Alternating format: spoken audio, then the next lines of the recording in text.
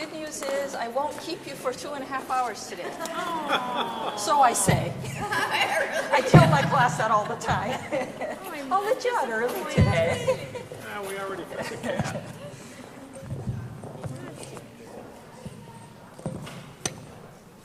I think we're already. Okay. I gotta tell you, that was a fast 2.5 hours. Yeah. I'm It glad. flew by.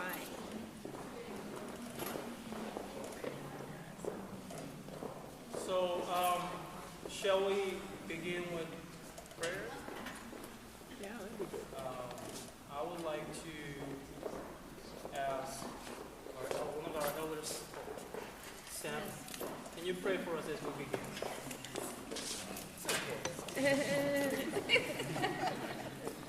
He's good. Our dear Heavenly Father, we want to give you thanks because you have made it possible for us to be here this afternoon to listen to the word of wisdom that we need for our daily living, Father. We want to pray that, Father, as we listen, may it go a long way to lead us to know how we're supposed to live, Father. This is my prayer in Jesus' name. Amen. Welcome, everyone, and thank you again for being here. I'm really excited about what I have planned for you this afternoon and what I plan to cover, which is really so yesterday I shared a model that works within my field of multicultural counseling. How do we educate and support and facilitate cultural competence and cultural understanding? And it's comprised of 3 simple but very important components. The first and foremost was awareness of our own selves, of our own upbringing, of our own values, of our own worldview, of our own culture. So before we focus on others, we need to first understand where we come from, to understand how we influence others, how we interact with others, and so on and so forth. So that was the first component. The second component? Knowledge. Then we need to have specific knowledge, and that's an ongoing process because there's no way we can know everything about all the groups. But again, it's this attitude of learning, being open and humble and curious to learn and grow. And that's where I affirm each and every one of you being here. And finally, the thing that most people think that they want the most? Skills. What do I do? But we talked about why overly focusing on skills is not the most effective way of really developing cultural understanding. Why? It's inflexible. It's inflexible. As soon as you say you should do this, somebody will say, no, that doesn't work. Right? We want simple, quick, easy, but it's a shortcut way. And the best way for us to develop those guideline skills for ourselves is to really work through the process of our own awareness as well as knowledge. And then we'll begin to develop the sensibilities by which, in particular circumstances, we'll be able to act appropriately. So today's content is mostly in the realm of knowledge. But it really is very important knowledge as it relates to really understanding. Really deepening that understanding, awareness, and compassion for the immigrant experience. Now, I'm going to talk about it as kind of from within the framework of Asian American immigrants, but because we have to locate it to a particular group, it's hard to talk about it in kind of an abstract. But as we talked about yesterday, that Asian culture being very collectivistic shares a lot in common with big parts of the world. Non-Western world. So I think a lot of this will relate. The other thing I want to say is that there's relevance and value of this content for everyone. Right.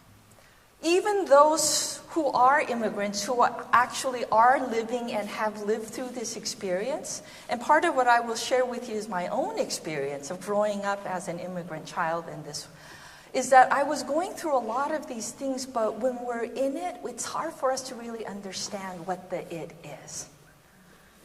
And so in many ways, it's as we take a step back, I don't know why, we're able to kind of organize and understand, kind of organize the experience in a way that it makes sense to us.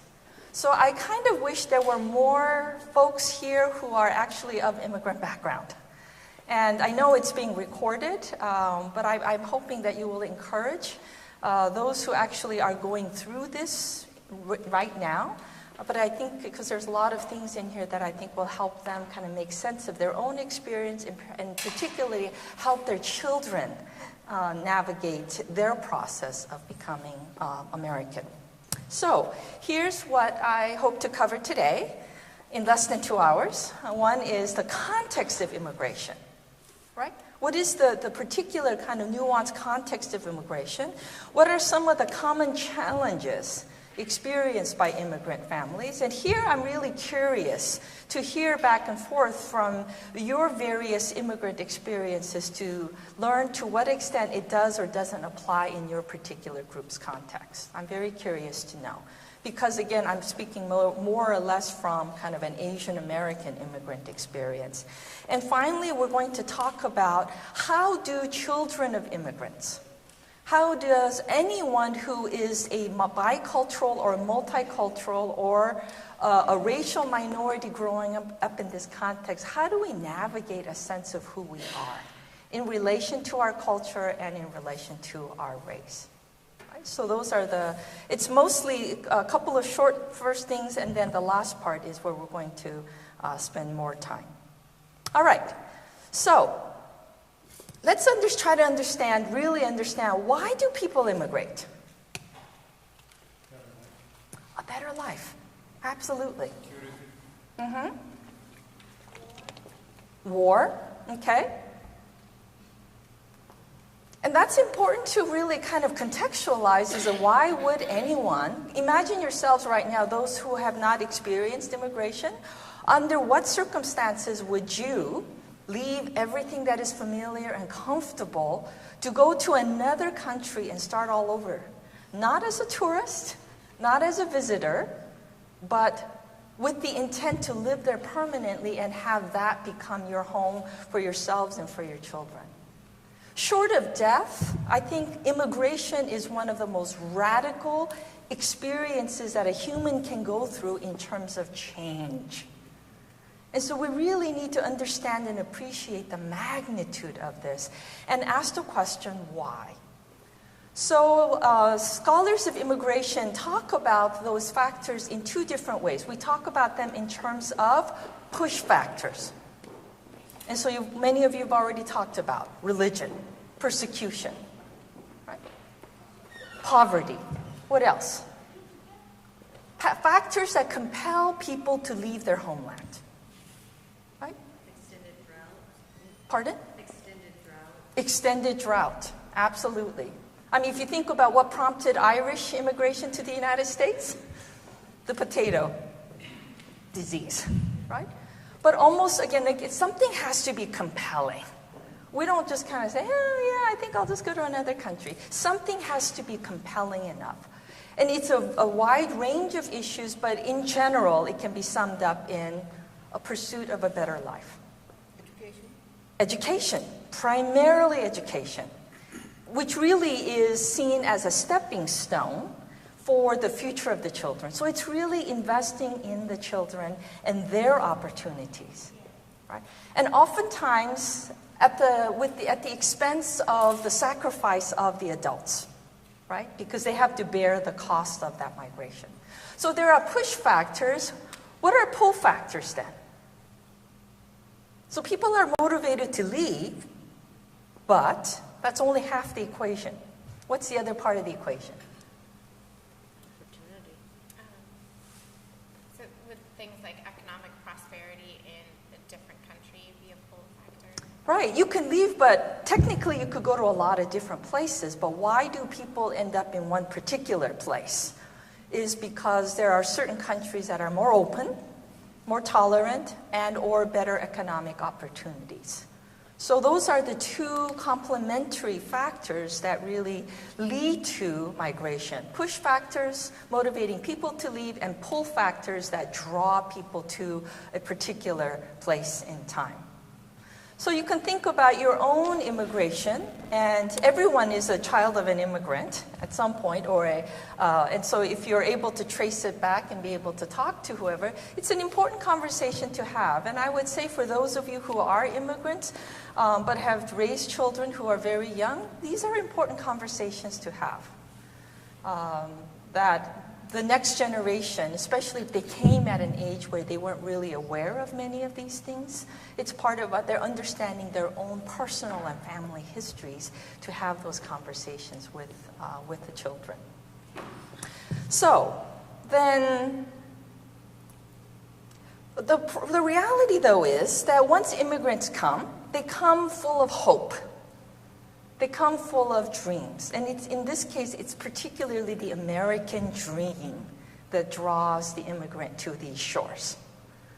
And it's been drawing immigrants to these shores for many, many hundreds of years. All right? But what is the actual reality when immigrants first arrive? Culture shock. Absolutely. What are some examples? Like things that you can remember is one of the first things that Like in my country, you drive on the left-hand side, and here you drive on the right hand. yes, that's an immediate, oh, this is too sensitive. It's an immediate change, right? What else? Language. I think that is probably one of the most difficult. All of a sudden you go from being an intelligent person in your language to how people view you as an they treat you like a little child. They speak loudly at you. As if you're deaf. No. So there are all these ways in which I think language is one of the most difficult aspects of culture shock. Food, I heard. Right, everything tastes different, everything smells different. Yeah. I immigrated to the United States when I was 8 years old, so just enough so that I knew enough about Korea. I had finished first grade here, and then I moved to right near La Sierra University. So my father being pastor, he was going through school there, and so he came here 3 years earlier.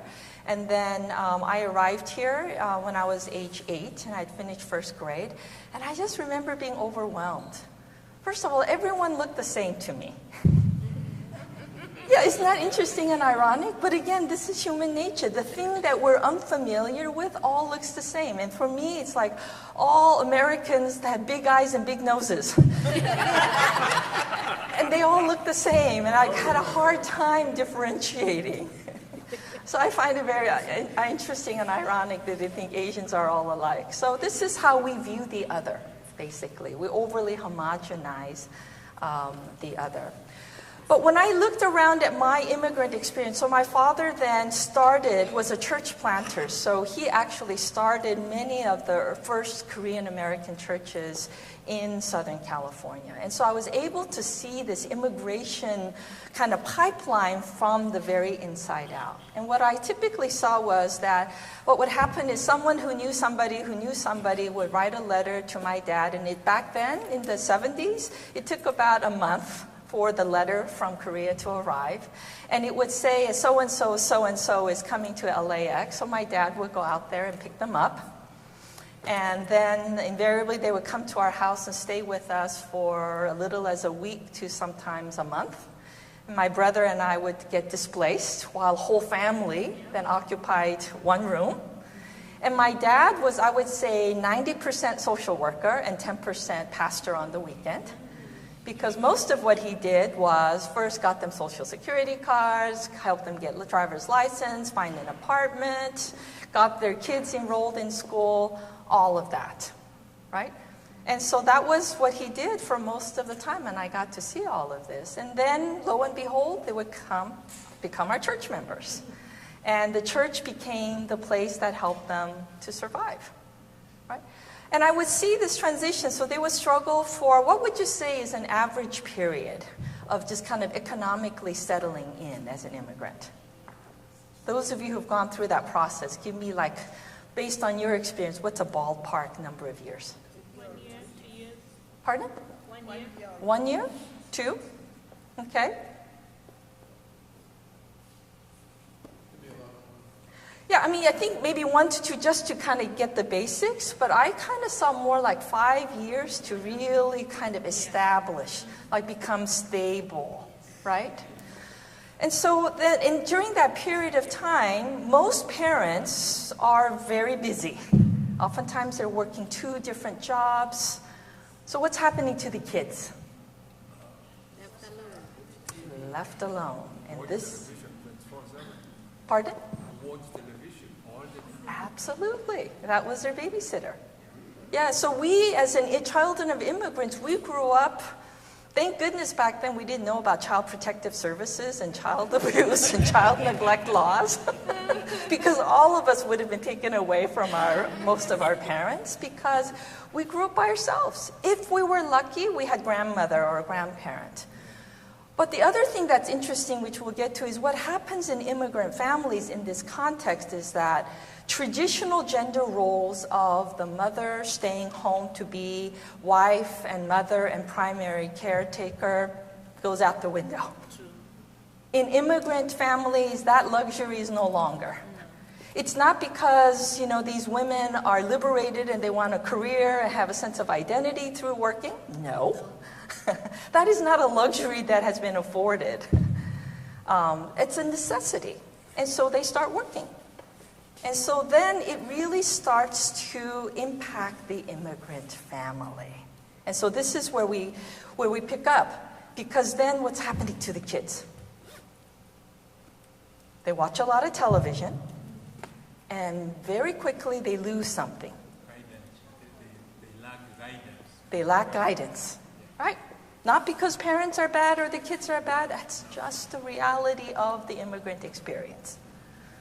And so they grow up with a lot of, back in the day, TV. And very quickly they go to school, and what do they pick up quickly and what do they lose quickly? They pick up the local culture and Yes. they lose everything that they learned. That's right. They pick up English really fast. Kids are very quick learners and they're very dynamic, and just as quickly, before you know it, they've lost their language of origin.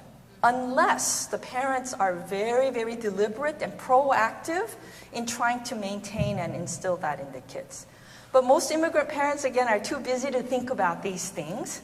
And so they just kind of let their kids go. And before long, what happens? We start to have this generational and cultural divide in the home. The very thing that immigrant families and immigrant parents came here for, which is the family, the future of the children, starts to disintegrate. Exactly. And this happens before we realize what is happening. Now, by that time, typically if you look at kind of waves of immigration and when people immigrate, they kind of young parents with younger kids, right? And so then the parents kind of get established at, say, 5 years, and the kids are growing up, and maybe they're starting to enter teen years. Now what do the parents, how do they react? They don't know how to react. All of a sudden they realize, oh my goodness, my kids are growing up. And oh my goodness, once they start to get economically established, and you start to kind of look around because you have the ability to look around. And then you realize, oh my goodness, I'm losing my kids to this society, to this culture, and I don't know how to guide them. Because parents have not grown up here. They don't know where the pitfalls are. But they do know one thing. What do parents know for sure? The one marker that that's certain and it's clear and they can rely on.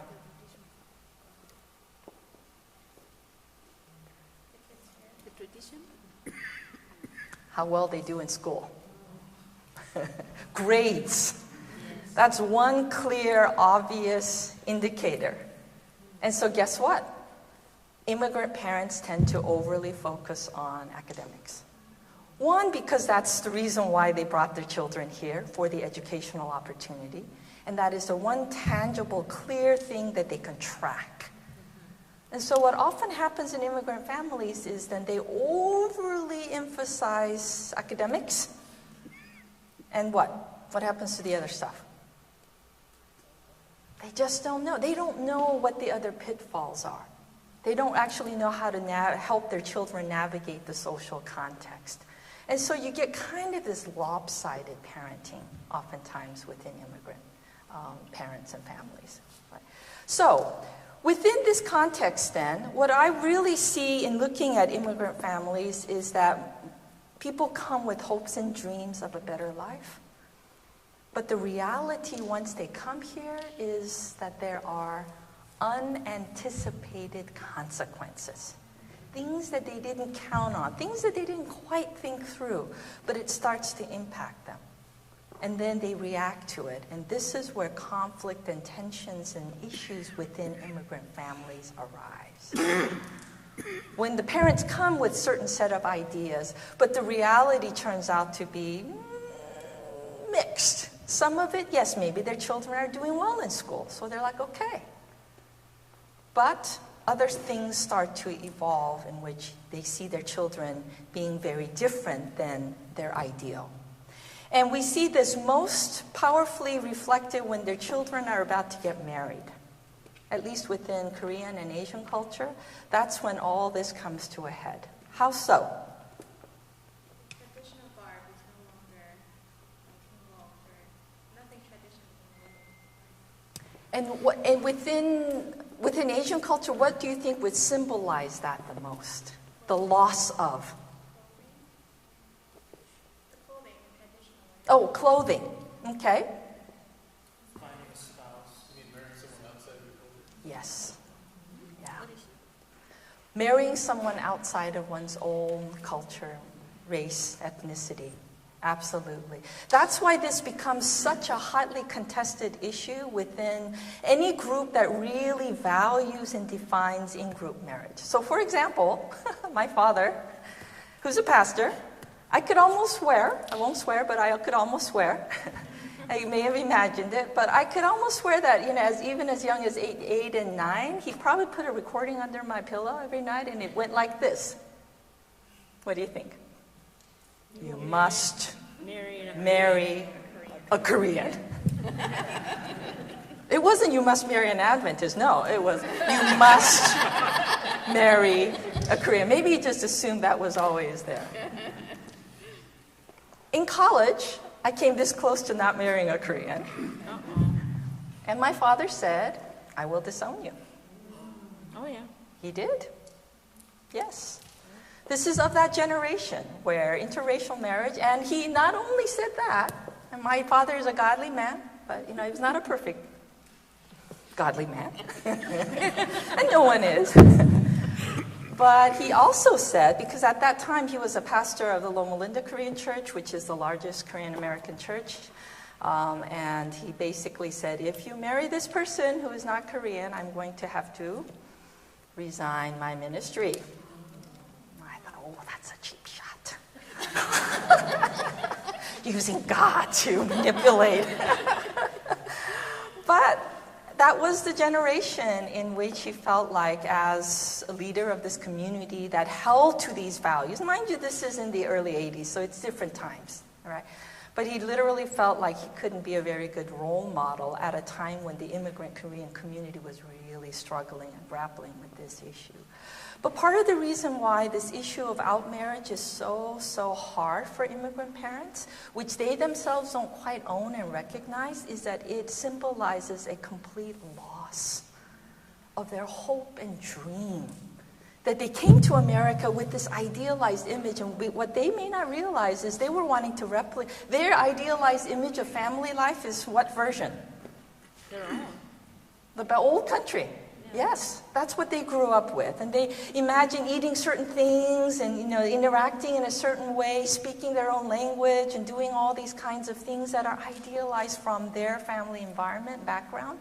And they somehow don't quite process that when they bring their children here, they may not quite turn out that way. And this again is part of the unanticipated consequences of immigration.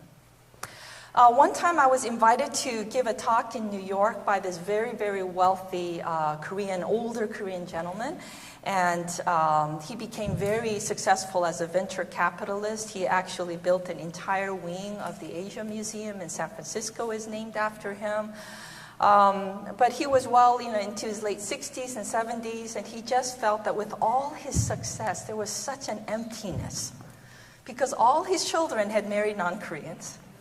And admittedly, he was a very difficult person. So none of them wanted to have anything to do with him. Sorry. And he just felt like for all his success, it was so empty. And so he sponsored this entire conference on Korean American immigrant family and intergenerational conflict and cultural identity. And I'm the expert in the topic, so he invited me. And so I was at the conference, I was sitting next to him, and he kind of patted me in a very paternalistic and said, "You're the dream of what I wanted my children to be." But it was with such a sense of loss. And here's a man who, by all measure, had achieved the American dream more than any other. And yet that sense of loss, right? And that's kind of the tragedy. This is oftentimes a reality, whether it's experienced by him or others. So, the unanticipated and hidden cost of migration. So what migration does is it really starts to affect the family at its very core. First and foremost, it begins to affect the marital unit. How does the husband and wife relationship change as a result of migration? What are some of the things that you've seen or experienced?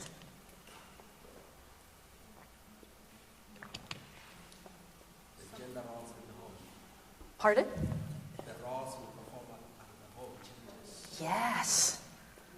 So most cultures have these very traditional, what we would call patriarchal gender roles, where the men do certain kinds of things and women do certain kinds of things. And that is based on what we call in sociology a bargain with patriarchy. That what's expected of men is that they provide. And in exchange for being a provider, they're given authority and respect and so on and so forth. The complementary role for women is then they're supposed to provide all the domestic. And so it's supposed to be, traditionally speaking, a partnership. But then when immigrants come, what happens? The men, because they're immigrants, they're not able to provide sufficiently for the needs of the family. So then what happens? Again, the women are forced to work. So it upsets the traditional patriarchal bargain. So then that inevitably starts to kind of shift the gender roles. Who's going to have the most difficult reaction to this? Yes. And depending on the degree to which he feels emasculated, the extent to which the man feels emasculated is also the extent to which, unfortunately, he tries to overcompensate. And what we see in Korean immigrant families in particular is that when men's identity and their sense of power and self-efficacy and potency gets undermined, they try to overcompensate in very dysfunctional ways. And what would that be? Alcohol use, substance abuse, domestic abuse. It's one of the ways to reclaim a sense of potency or power is to kind of physically dominate as a way of saying, I'm still the man, right? And so as much as we're not condoning domestic violence, we also need to understand the stressors that are placed on immigrant marriages that in many ways are conducive to these unhealthy ways of coping. Right? So this again is the reality. So, I saw my parents go through that. My mother was a nurse. She was actually the primary bread earner for our family while my father was going through seminary and school and such. And I remember seeing some of those kinds of tensions within my own family, and I certainly saw them in the families around us. So there's a lot of literature and research on how to what extent do they renegotiate those roles, and to what extent do they share power, and that's a very complicated mix of research. But let's go from the marital unit down to the children. So we see that the husband and wife gender roles and power relationships gets kind of unsettled, but what about between parents and the children? What kinds of realities start to upset the traditional established roles between what parents are supposed to do and what the role of children are? The parents don't have time for the children. Okay, so a lot of times parents, again, don't have the ability to be able to provide guidance and nurturing even. What else? Children often become translators as well. Children, partly because of language and partly because they acquire the culture much more rapidly. And the parents have a harder time doing that even at a very early age, children can be forced into and elevated into adult-like roles where they have to function as translators. I've seen children as little as 4 or 5 years old work as translators for their parents, or explain to parents how to pay a bill, or do these kinds of things. Now, of course, it depends on how much resources the parents have. This is another kind of a role reversal. And so we talk about this as parentification. Children taking on adult-like parental function roles. And some of it is because they're just neglected. So they have to feed for themselves. Because the parents work too much. Exactly. It's not because they're bad parents, but that's just the reality. So they have to cook for themselves, they have to fend for themselves, they have to take care of themselves, they have to grow up pretty quickly. In some case, that's good. They become responsible, they become very independent, but at the same time, it comes at a bit of an emotional, psychological cost. Right? And the more that they have to engage in this role reversal or take on adult responsibilities or don't have the adult guidance, the more that they actually may internally struggle later on. So let me give you an example. This is actually tied to more of a sophisticated psychological kind of things. But what often happens in children who are raised in extreme versions of this is that they kind of shut down emotionally. Why do you think they shut down emotionally? I'm sorry, the sunlight is... You have to keep moving around. Please do. It would be hard to have sun right in your face. What do you think happens to kids when the parents aren't available and around to do the things that parents normally are supposed to do? First of all, how would you as a kid feel?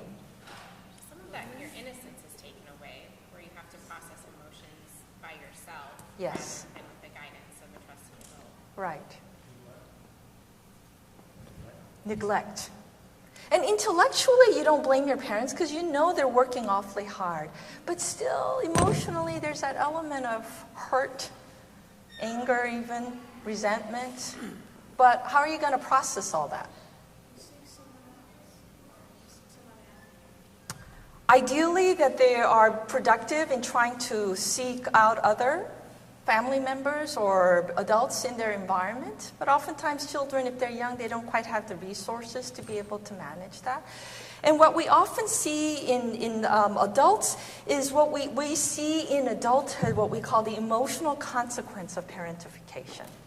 And when they enter into relationships, they have a hard time finding balance between asking for their needs to be met and being focused on other people. They've had to so much focus on not their own needs, but taking care of someone else. For example, one of my students told me this story. When she was very young, both parents were gone. One was working and the other one was traveling, and they had a pet cat. And the pet cat one day got ran over by a neighbor, a young man who had this very muscle car and made a loud noise. And so the cat kind of ran into the pathway of the car. It didn't get killed immediately.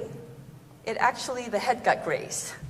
And so she described this setting where the cat was flopping on the side of the road.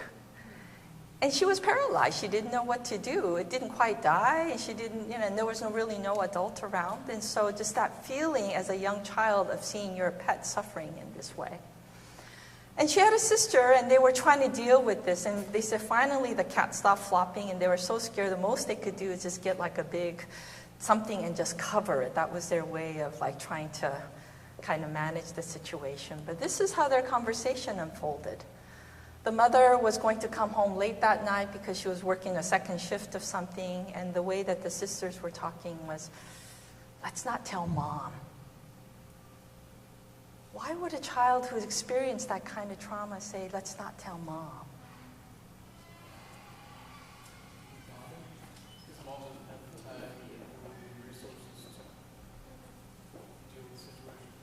It's really the child taking care of the parent. Even in that time, they're already thinking about, let me take care of her, let me not worry her, let me not trouble her, let's just keep this to ourselves.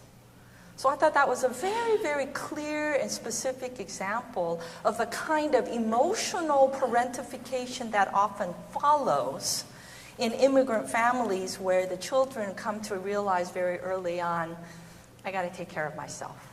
And that they are already internalizing these adult-like roles. Oftentimes we see this later on in adulthood where all of a sudden they will just like, I'm done with this. And then they who have been very responsible will often just kind of go off and do some very unpredictable kinds of things. But that's a more unusual case. The more common case is that they really struggle, that they're very outwardly focused. They may even make very good church servants. They're always focusing on other people, but at what expense? And so there's that deep, deep hurt, that in their heart they're still children, and they're longing and looking for that kind of nurturing and love that they didn't get.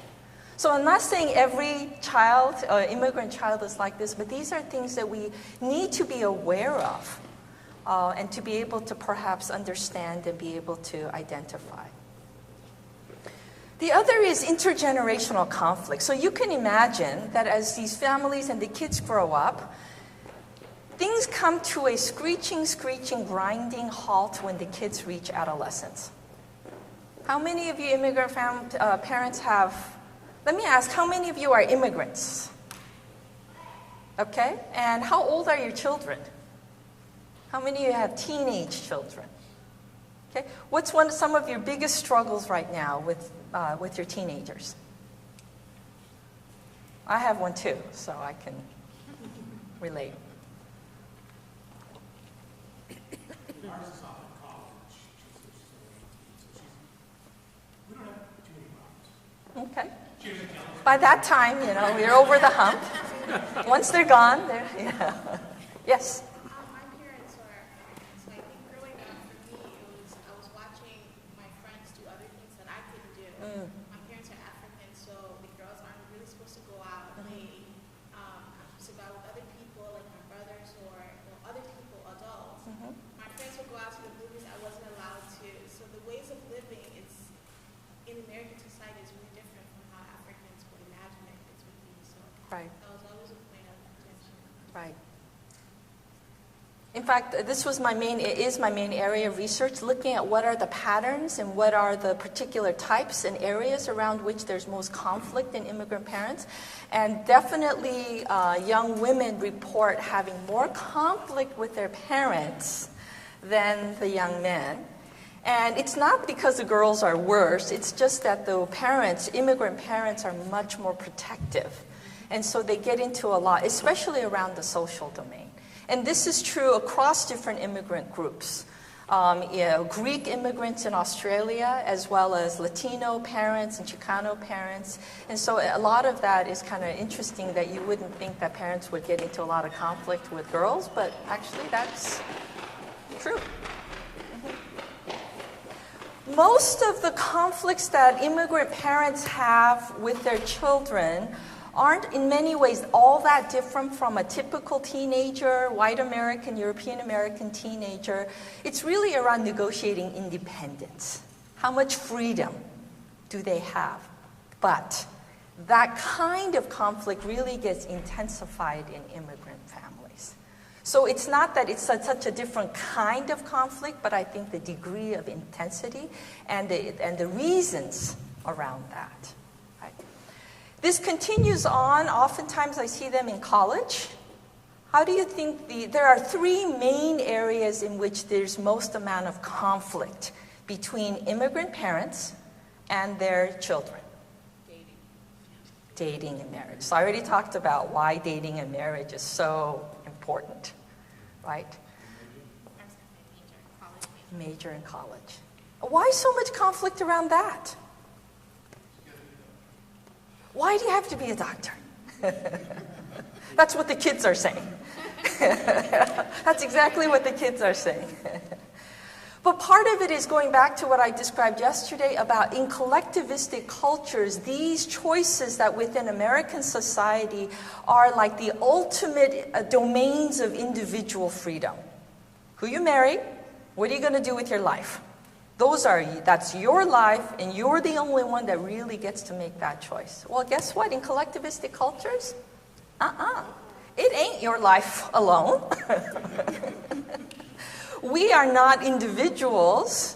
We are an interdependent unit.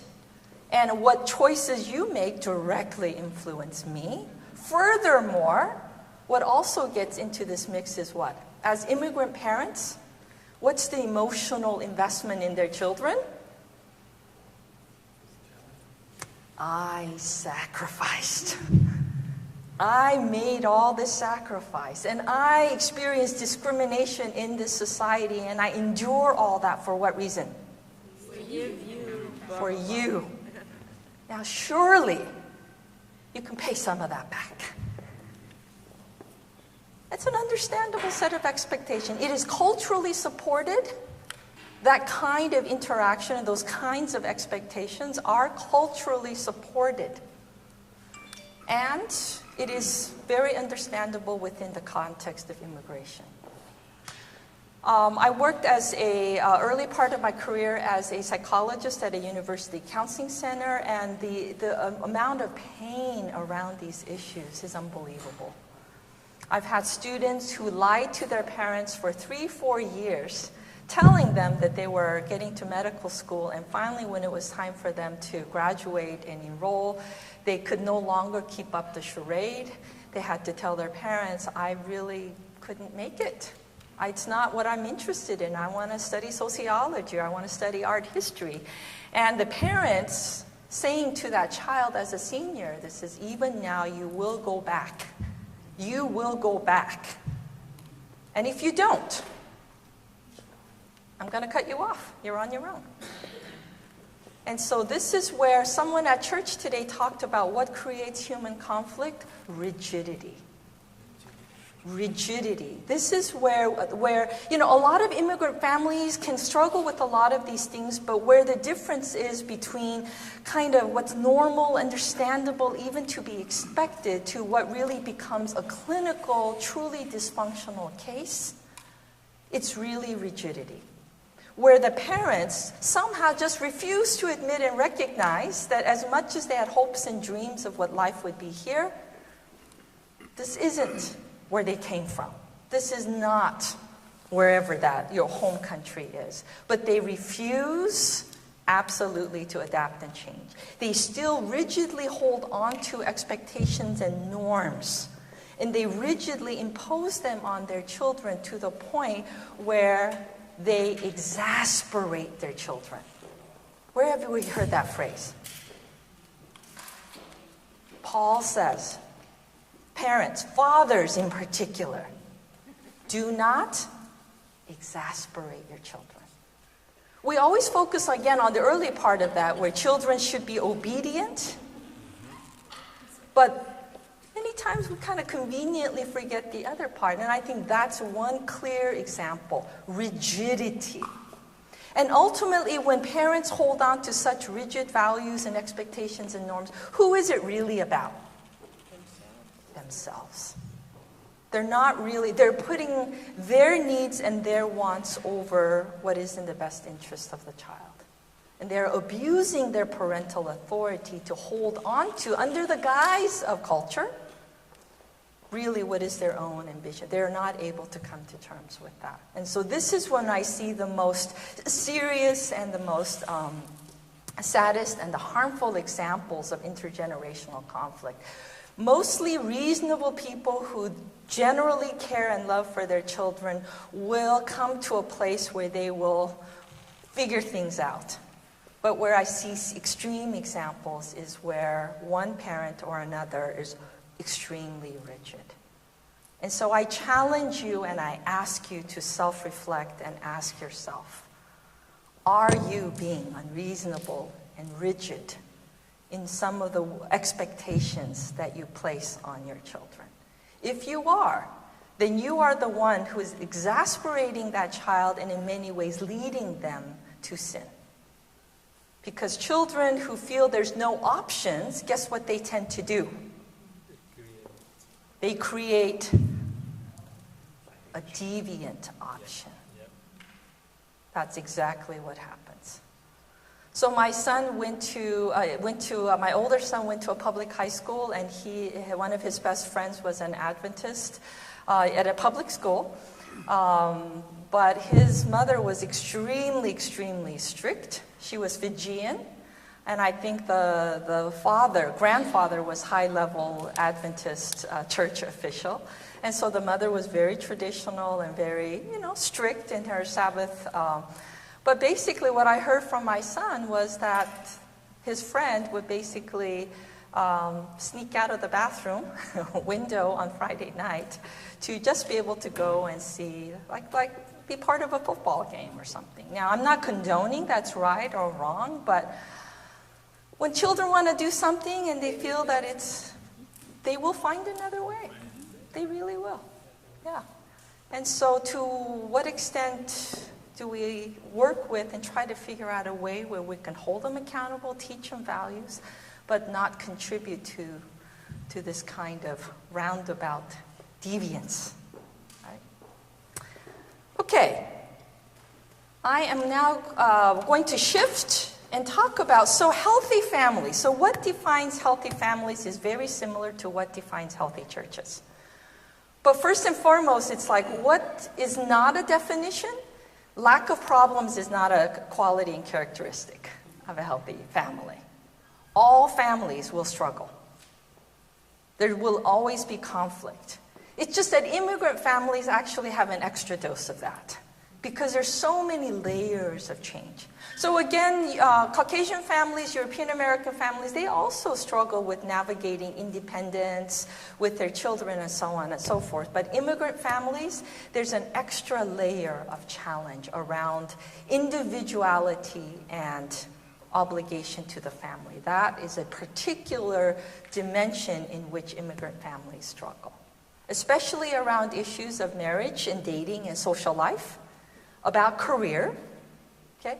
And the other being a range of expectations like gender role expectations. And so we just call them within the field family-related expectations. But one thing I did, blanking on something.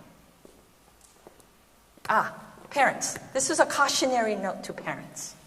All right. Parents, live in this. I was telling my son this and trying to explain why it is that even I as a parent react in certain ways. And that is that we live in the extremes of, on one hand, imagining always the worst possible scenario. Why is that?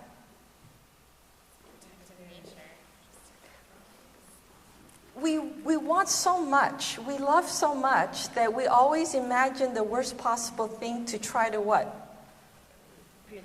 Prevent it. Sorry. Right? That's the thing. We're always kind of so we're always paranoid. And actually teens talk about this all the time. Their biggest complaint about parents. Why are you always so paranoid? Why do you always imagine the worst possible thing? And why do you think that I'm going to do that worst possible thing? It's one of the most common complaints by teenagers. So on one hand, we imagine that, and we're trying to prevent that because we love them so much. On the other hand, what's the other extreme of? Hoping for what? The very best. Exactly. We want the best, which also means we expect the best and we want you to get all those A's and we want you to be a doctor. We have so much hope for you. And that also creates a lot of stress and tension. And so parents are just set up in between these two extremes of imagining the worst and trying to prevent that, wanting the most and trying to help their children, and saying, but I know you can do it, right? And we know that. And so we keep driving them, we keep trying to do all these things to get them to achieve. And the poor kids are kind of stuck in between these two kinds of extremes. And one of the ways, though, that parents unnecessarily handicap their children, which is an interesting paradox. We do our best. What is the basis of our parenting? Like what in between these two extremes, what do we use to help guide our children? Our own experiences, exactly. So we're always trying to be like, oh, I don't want you to make the mistake that I did. Or I see this. So we're always trying to do this. Right? Which is the best that we can do. But what's the fatal flaw in that process? Sometimes they don't get to learn from their own mistakes. We are in a different environment, so what I went through might not be applicable. Exactly. They are fundamentally different. And you know what? I see and feel this more than ever before. So back in the day, when we talk about a generation, we talk about a 10-year period. And then that generation got shortened to about 5 years, where I would see, like back in the day, beepers. Anyone remember beepers? And people carried around that. And then now the generational trends literally turn over in a year, 1 to 2 years. That's how fast each generation is qualitatively shifting in their orientation. And so I'm just amazed at how, wow, almost every 2 years I'm realizing this is a whole new group of people. And I'm sorry to tell you, it's not getting any better. It's really, really not. There is something that is happening to our children across this nation as a generational effect. They are very, for a better word, they're strawberries. What are strawberries like? On the surface, they look beautiful. But you put them under a little water and a little pressure, they get all soggy. They don't have what we talk about a lot these days, which is grit, resilience. And they have a lot of sense of entitlement. That's the unfortunate combination. And you know, the worst part of that are the parents, I have to tell you. I think immigrant parents are actually much better in that regard. But privileged upper middle class parents, who are also known as helicopter parents, who overly suffocate their children with that combination of trying to protect them and keep them from falling, but also having really, really high levels of expectation. And we're seeing it the clearest in the most elite educational institutions. We have an epidemic in America. And I'm talking about literally what we call a tidal wave of epidemic in higher education. It's an epidemic of depression and anxiety. It is truly an epidemic within our young adult population. I live in and among 580 students at USC. It has become one of the most selective institutions. Our admission rate from about 40,000 students is about 13%. That's becoming quite highly selective. So anytime you dip below 10% and go into single digit, that's extremely selective. So these are some of the best and the brightest students. But you know what I see? They are all so alienated. I go everywhere on campus. I go into cafeterias, and do you know what I see? Everybody is spread out, eating by themselves. And what they all have is this. I meet them at the elevator. Before I can even say hello, they've already got stuff in their ear and they've already got this out. And if I start to talk with them, they go, "Oh, excuse me?" This is their security blanket. They have lost their ability to connect with people. They literally have. And so they are scared and they're lonely, but they don't know how to go outside and they don't know how to connect. And so many of them are suffering from depression and anxiety. And I think this really is work of Satan. Because as I shared earlier, his greatest pleasure and his biggest goal is what? Alienation and separation. And that's what I see in our younger generation. This is the world within which our children are growing up. We are almost fighting this Herculean battle, I feel, for the lives and souls of our children. And I feel that, with my older son, when he went through school, I was able to kind of hold things off a little bit. He didn't have DS, he didn't have Game Boy, he didn't have those kinds of electronic games. And I could manage that. But then my younger son, who's 5.5 years younger than my older ones, my older one is a senior at USC and my younger one is a junior in high school. I could not hold that tight. I couldn't hold that boundary and line around electronics and game. Why? You did it somewhere. Well, it's simply because back in the day, the Game Boy, the DS, that was a separate device. I could say no to that. But lo and behold, iPhone comes along. Everything is integrated. The functional use, the entertainment, everything is accessible through this one device. There's no way I can manage that. And that is the biggest concern and scare and biggest concern by parents, and it should be, is how do we help our children manage technology? That is the biggest spiritual battlefront that we as parents have in this day and age. And I have to tell you, we're losing. And there are some dire consequences to that.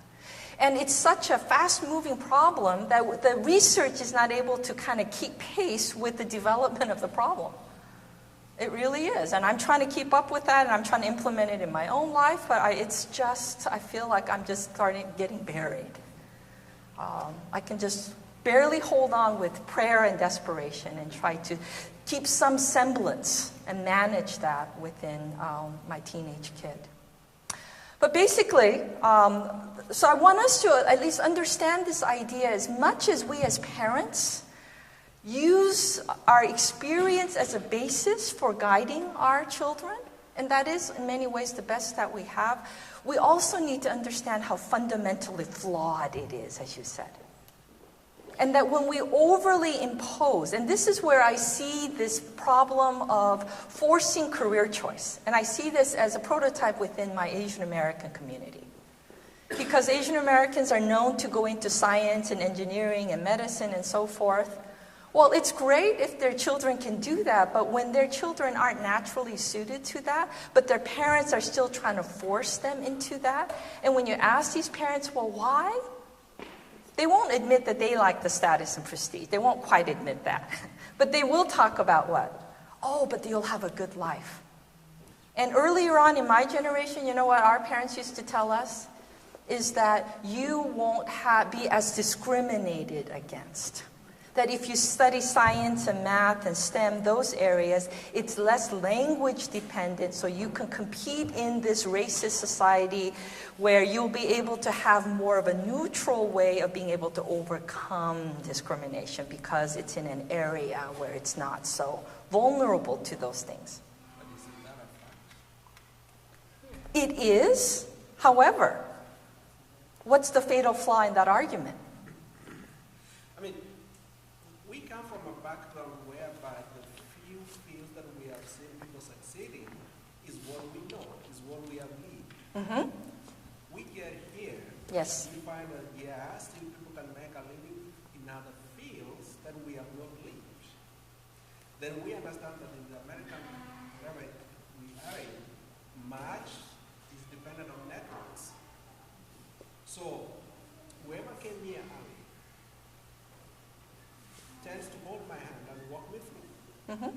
So it becomes a big challenge for immigrant communities to venture into new areas whereby there is nobody who is going to walk you through it. Absolutely. So there is pressure. Yes, we might just say that we parents are pushing our kids so much. Yes.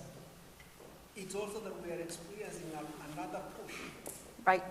That for them to succeed, we have no otherwise than also have to push them a little bit. So it's a challenge. It absolutely is. And so it's an understandable dilemma. So again, we affirm that parents are doing our best based on their understanding of reality and based on their full experiential knowledge of the discrimination that exists. And so we're trying to guide and maximize their ability to be successful. I went through exactly what you're talking about myself because everybody around me is literally a doctor or a dentist. When I went off to PUC, I was secretly a pre-med major, although I knew that I wasn't really into sciences, but I felt the obligation. But I was a psychology major. There was nobody, absolutely, and anyone around me who could even, in fact, they all discouraged me. I said, well, you're going to lose your faith. Like, what are you going to do with that, right? And I remember, coming home during breaks, and you know how older adults in the church would say, oh, so you're back, what are you studying? And I would say, I'm studying psychology. Oh, okay.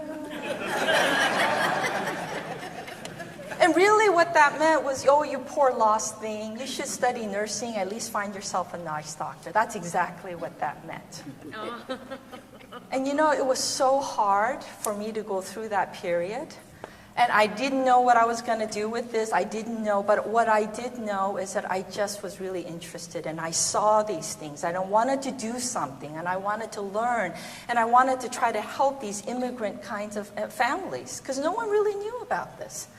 And so, and I think about, it's a challenge. But I also want us to have enough faith and trust and hope and freedom to allow our children to explore. I just want to insert a little bit of room in there. Now, mind you, if I look at my sister-in-law, she went straight through. She's a pediatrician. She never doubted that. And she's very smart, so she went through that whole process. Perfect. And that's great. If you have children who can follow that path and they're amenable to it and they have skills in that area, by all means. But I've seen too many times children who don't, for various reasons, don't fit that narrow mold that you have for them. And I see literally the violence it does to their soul. Yes? And on top of what you described, I've seen a lot of parents with faith using God in that argument. Absolutely. When I was in Andrews doing campus ministry, a lot of Korean American immigrant students were Korean Americans. 99% pre-med or pre-something medical. And when I sat down with them talk, they were always saying, I was told it is God's will for me to be a doctor and must be graduated from Mumbai. Right. And I saw many of them are applying this one medical school because they believe that's the will of God. And if it happens, that's really great. And I thank God for what God has provided for them. But at the same time, small percentage, not everyone makes it. And once they realize the reality that they cannot make to the destination or the major or the school that they were told is the will of God, when it didn't happen, all this pressure and then also their understanding of God, it just destroys them. Literally destroys them. Like their connection with family is gone, and their connection with God is gone. It's because either there's no God because I couldn't make it, or maybe there's a God but He's cruel enough to stop me or not allow me to go in this direction. So I've seen that struggle a lot. And to be honest, when I spoke to some of the Kenyan youth in our church, I saw the similar tensions. And when I asked some kind of questions, and they were like, oh, Pastor, are you kidding me? Medical. Why? That's the direction. I'm not blaming anyone, but I've seen similar patterns of the stress and the pressure that our young people is getting. And I'm just saying that's what I've been seeing. Some of the immigrant families, Right. including the Korean Americans and also Kenyans and other immigrant families. Right. I've also seen it in the parents, where when their child does not get into Loma Linda, that it's also sparked in them a faith crisis. I've actually seen it in the parents as well. Right. So how do we find this balance between wanting and aspiring and hoping for the best, trying to guide them, but not overly forcing them into a path that really does violence to their soul, to their faith, and really is trying to misshape them to fulfill our goals and expectations and hopes. And in doing so, we really are harming our children. I hope you invite me back for another weekend, because there's a whole series just on, not just that, but a parenting style. And what the research says about what kind of parenting practices are effective, and how in many ways it really dovetails with biblical principles. But there's a whole very, very rich area of research on it. And that's really when Pastor Sean asked me a couple of years ago to come, that's what I normally do, actually, is parenting seminar around the best kinds of parenting practices. But that's where we talk about this. All right, I am now going to, because that's just kind of an overview and teaser, so I'm going to talk about identity. Okay, this is the main thing that I want us to really share, and I'm glad that more folks have come. And the reason why is the importance of identity. Less so for those who come as adults. Okay, for those of you who come as adults, your identity is pretty set. You know who you are. Then it's just a matter of adjusting and getting used to things. Okay?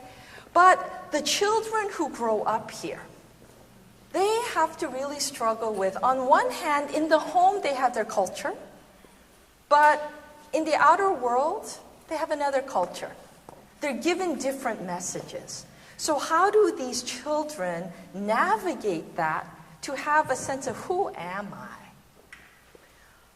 But again, I want to talk about this in relation to just kind of development of children as a whole. So Erik Erikson is a developmental psychologist, and he came up with this theory about how we all in Western society go through different stages of development. Through infancy, toddler, preschool, primary, but adolescence is a very critical period. I like to call it as a threshold between what's behind. Childhood. What's ahead? Adulthood. This is the time when children are taking everything that we've taught them, everything that we've socialized them, brainwashed them, programmed them, all right? And they're going to take all of that, and first of all, they start to kind of question and challenge. Hey, is this all true? Right? This is a natural, healthy part of development. What happens to children if they grow up and never question and challenge what you've taught them?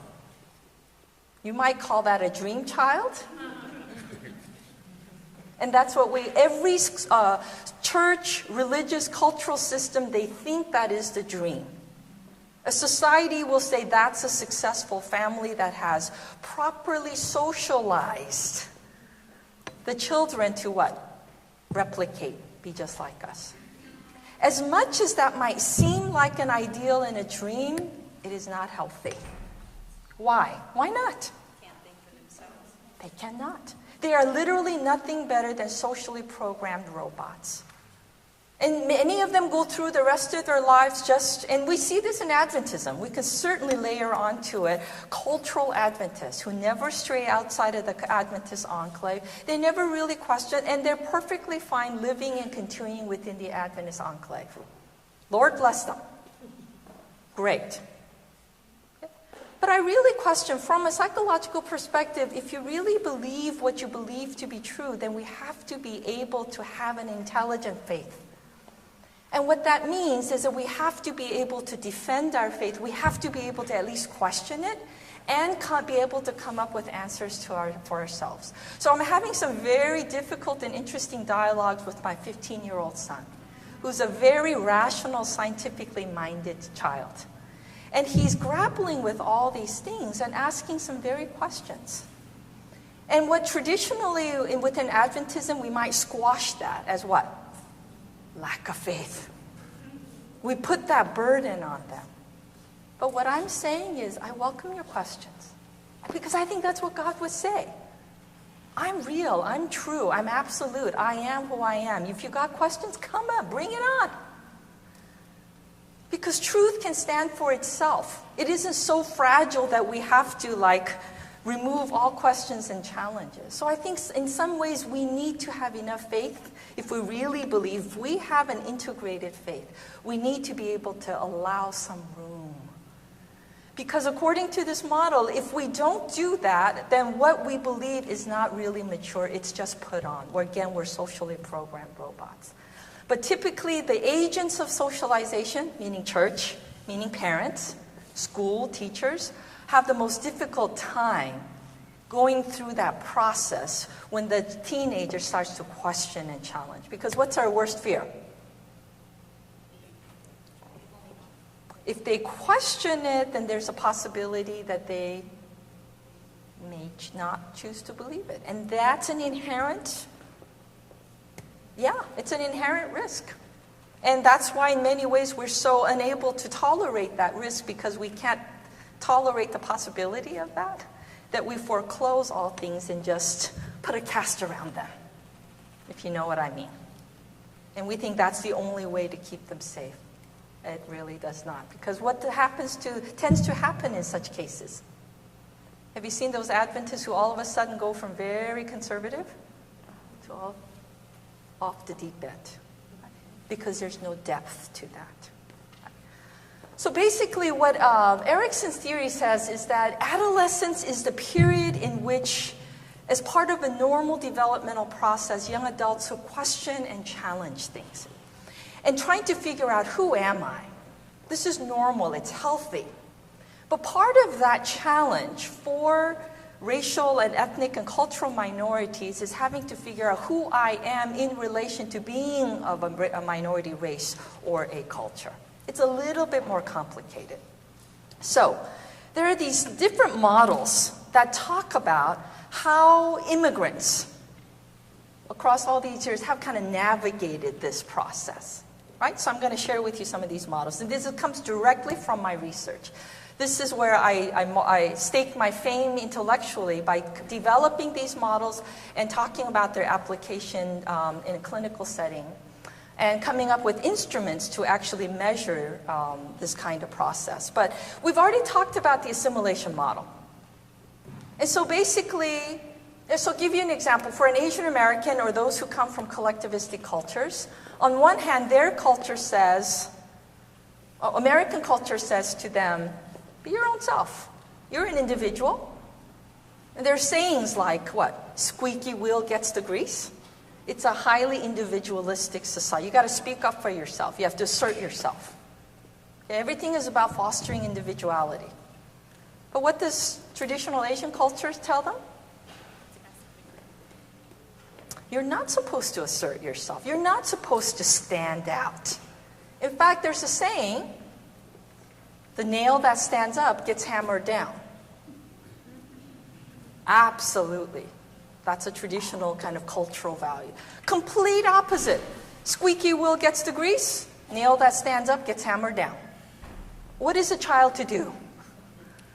One society is pulling and say, you got to do this. It's your own life. Do your own thing. Your parents giving you stress, tell them, whatever, it's my life. You should marry whoever you want, do whatever career you want. It's your life.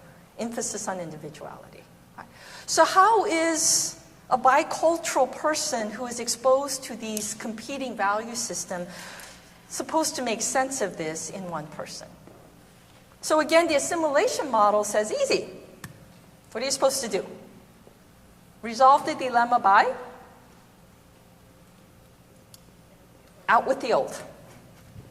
You're in America, so you should basically get rid of your old culture and assimilate and take on mainstream cultural values.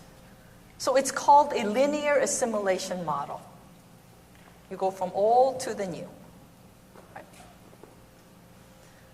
Then we realize realized, based on a pluralistic model that we already talked about as being kind of the reality, co-reality existing with assimilation, is that, actually every group has tried to hold on to their culture.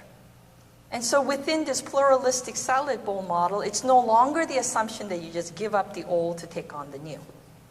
In some form or another, it's desirable to hold on to both cultures. But how do you do that? So if you just look at the model, what does it look like this person is trying to do?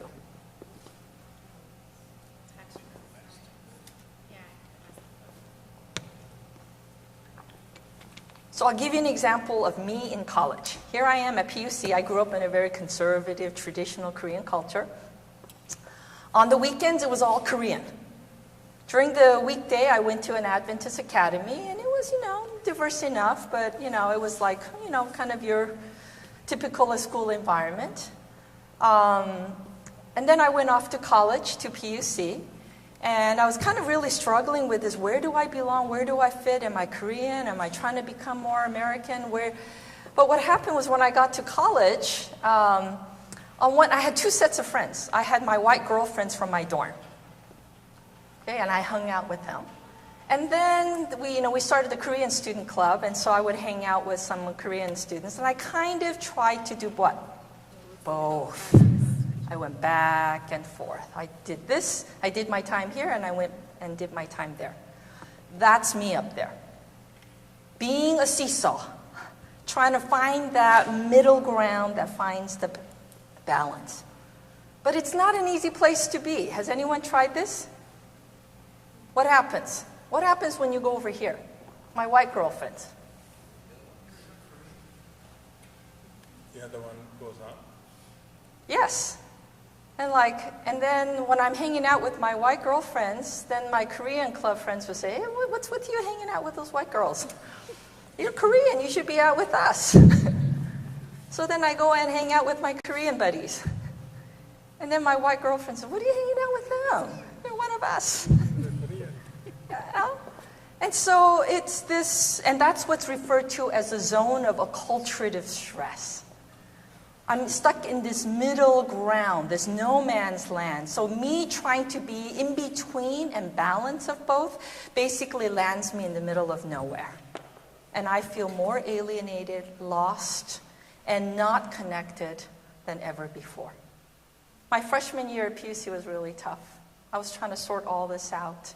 Well, you know PUC really well. I went up jogging in Las Positas Road. And it was springtime my freshman year. I think my wisdom teeth were coming out. I was all in drama. And it was raining, and I was jogging back there, and I just stopped. And I was overwhelmed by a sense of just being all alone. I felt like my Korean friends, none of them seemed to be struggling with this. And certainly my white friends didn't understand. When I was with them, I was very white. I can do that very well. And I just felt like I'm all alone in this world trying to find this balance and trying to find some way of making all this work. And that just sense of being all alone. And it was at that point in time I said, you know what? I cannot be the only one going through this. So I'm going to become a psychologist and try to help other people understand this process. That had a lot to do with me going into a field where no one knew. I became a pioneer in my field. Yeah. And that's where God has led me to do the ministry that I do. Yeah. And it was a scary and uncharted path. But I thank God that my parents at least allowed me. They weren't crazy about it, but they did allow me to at least explore this path. So that model then evolved into different types. And I'm again using Asian American, but these typology models really interesting. Because in response to these kinds of cultural tensions and pulls, these theories developed that said there are three different kinds of responses. So one response is to be a traditionalist. And you see the traditionalist on the far side. What do you think a traditionalist might be like, think like, feel like? How would they resolve this dilemma? What do you think? They think in the traditional way Right. of doing things. Yes. They think their tradition is the best. Yes, exactly. So yes, we're in America, but for all purposes, I'm Kenyan, or I'm Korean, or I'm whatever. Okay? So they settle their identity by saying, I'm still this. It's what they're familiar with, it's what they're comfortable with. Right? And there's a certain degree of ethnocentrism. My culture is much better. So they're going to hang out with people who are more like them. They're going to express their culture and practice their culture as much as possible. So in some ways, it's a nice, clean resolution is to say, yeah, I'm in America, but for all practical purposes, I'm still whatever ethnic background I am. Now, for a young adult, because we're talking about young adults, not older adults, all right?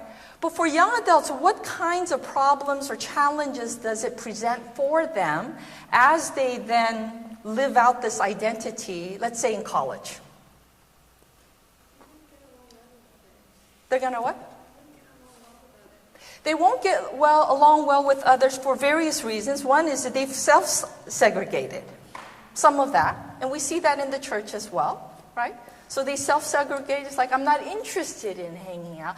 But the reality is, even if they're not interested, there are times and places when it's not voluntary. Because they're in America, and to some extent they have to, either in college or school or later on in work settings. So when they find themselves in these settings where there's a conflict between their internalized identity as, and I'm just going to keep using Korean, but their outer environment doesn't support that, it creates conflict. So I'll give you an example. So one of my teaching positions was at University of California, Irvine. If you're not familiar with Southern California, you may not know that Irvine is an area where there's a very, very large concentration of Asian Americans. In fact, at the time that I taught there, it had, imagine this, 68% Asian Americans at a major university of about 40,000 people. So just picture that. Okay? This is part of the University of California system. So I was teaching a large undergraduate student class of about 350 students. And so I had like 6 TAs, and this is, back then it was more of a performance than actually like intimate kind of teaching. But anyway, it was lunchtime. I avoided the lunchtime crowd. I waited, and so I was going to the cafe to eat something, and it was kind of quiet, and there was a student walking towards me, and he happened to be an Asian American male student. No big deal. This is Irvine. 68% Asian American student, an Asian male student walking towards me is absolutely like, I'm not even like conscious of this. I'm just thinking about what I got to do. But as we're kind of you and I walking towards each other, I'm like feeling something uncomfortable.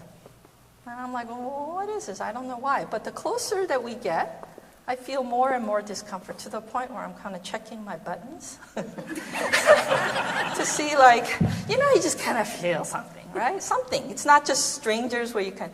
And what's interesting is that as closer we get, and I'm just going to use you as my student walking towards me, the closer we get, the more uncomfortable I feel. And finally, as we're about to pass, he goes like this. Yeah, and that's exactly what I said. I said, oh. Okay. I mean, that was my literal reaction. It's like, oh. He kept going, and I kept going. Tell me what happened in this scenario. Yes. What kind of cultural identity did he have? Traditional. Yeah. We know that? Oh, because he bowed. And within Korean culture, teachers are highly respected. When a teacher walks in, everyone stands up and bows, right? And there is a tradition that king, father, teacher are one. They should add pastor to that too.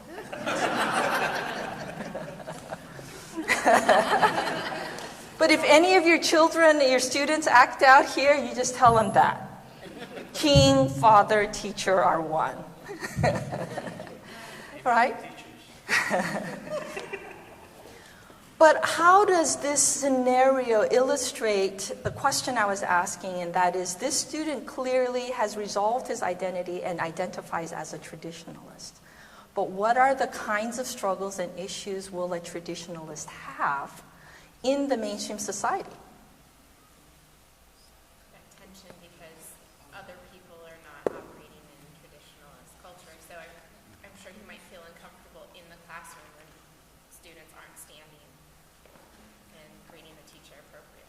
yeah. And in this particular incident, because it was just, my assumption is that he was a student in my class, because he bowed. I would not have recognized him, and I did not. And I didn't think anything of it, again, because there's so many Asian American students in that context. But clearly, he recognized me. So what's the dilemma? As he's walking towards me, what's going on inside his head? She knows me. Or even if I don't, he knows she's my teacher. So what is he thinking? Do I bow? Do I not bow? Do I bow? Do I not bow? Do I bow? Do I not bow? That's the dilemma that I was feeling. That was the whatever it was. And that's the kind of dilemma and the struggle that even someone who has defined and settled their identity as a traditionalist is still going to struggle. Because the broader society does not support the cultural norms and practices. And it will inevitably come into conflict, and when it does, they have a dilemma. What do I do? Do I express my culture or do I not? Do I bow or do I not? Now, let's deconstruct the other extreme. Who do you think the other person on the opposite end? What kind of issues will this person have? How has this person resolved their dilemma? I think he's decided to say, come what may, I have to forget my tradition and take this one because that's where I am. Exactly. If you're in Rome, do as the Romans do. Exactly. If you can't do as the Romans do, then you cease to be Roman, go back home. Yes, exactly. I'm here. This is my new home. I got to survive. If I'm going to survive and thrive in this place, I got to get rid of that old stuff. I got to just embrace this with everything I got, and I got to give it my all. That's exactly what has happened. Can I tell you, true confession time? That was me in high school. On the weekends, I had a full Korean culture, but during even going to an Adventist school, okay, that was me in high school. That was the way that I coped. I felt so bad about being different. And it wasn't that people mistreated me or were mean to me or did things to me. It's just the very fact of being different is very difficult sometimes. And the more homogeneous the environment, the more that you feel different, the harder it is, especially during high school. You know what's also interesting? My brother is only 18 months older than me. And at some point, I skipped a grade. So starting high school, we were in the exact same grade. So we're like this twin, not quite twin, but we're like this twin experiment. Same family, same environment, same school, same grade. And guess what he was? The traditionalist. And I was on the opposite side. Isn't that interesting? It really is. And this is, again, where people cope and struggle and resolve things very differently. Now, mind you, if you asked any of us, either of us at that time, what are you? We couldn't even articulate this. And that's part of the reason why I'm so glad that the immigrant parents are here. Because this is what I was able to make sense of and theorize and talk about after the fact. In that moment, I couldn't express any of this. And I had a great relationship with my mother. I didn't even think about talking about it with her. It just wasn't in my realm of possibility to even talk about. But I was struggling with all this inside. And my brother was in his own way. So this was me in high school. When I was at school, if you didn't see my face, if you just heard me, and you would think I was your all-American white high school student.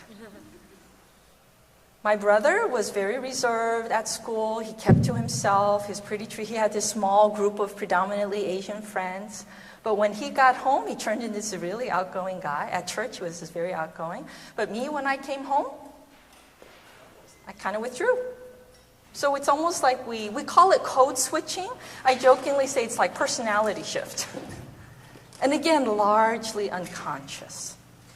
Right? So these are different ways that young adults can struggle with their sense of identity. It wasn't until college for both of us that we really came to an understanding. But before I got there, you know what happened? There was this one very, very critical moment.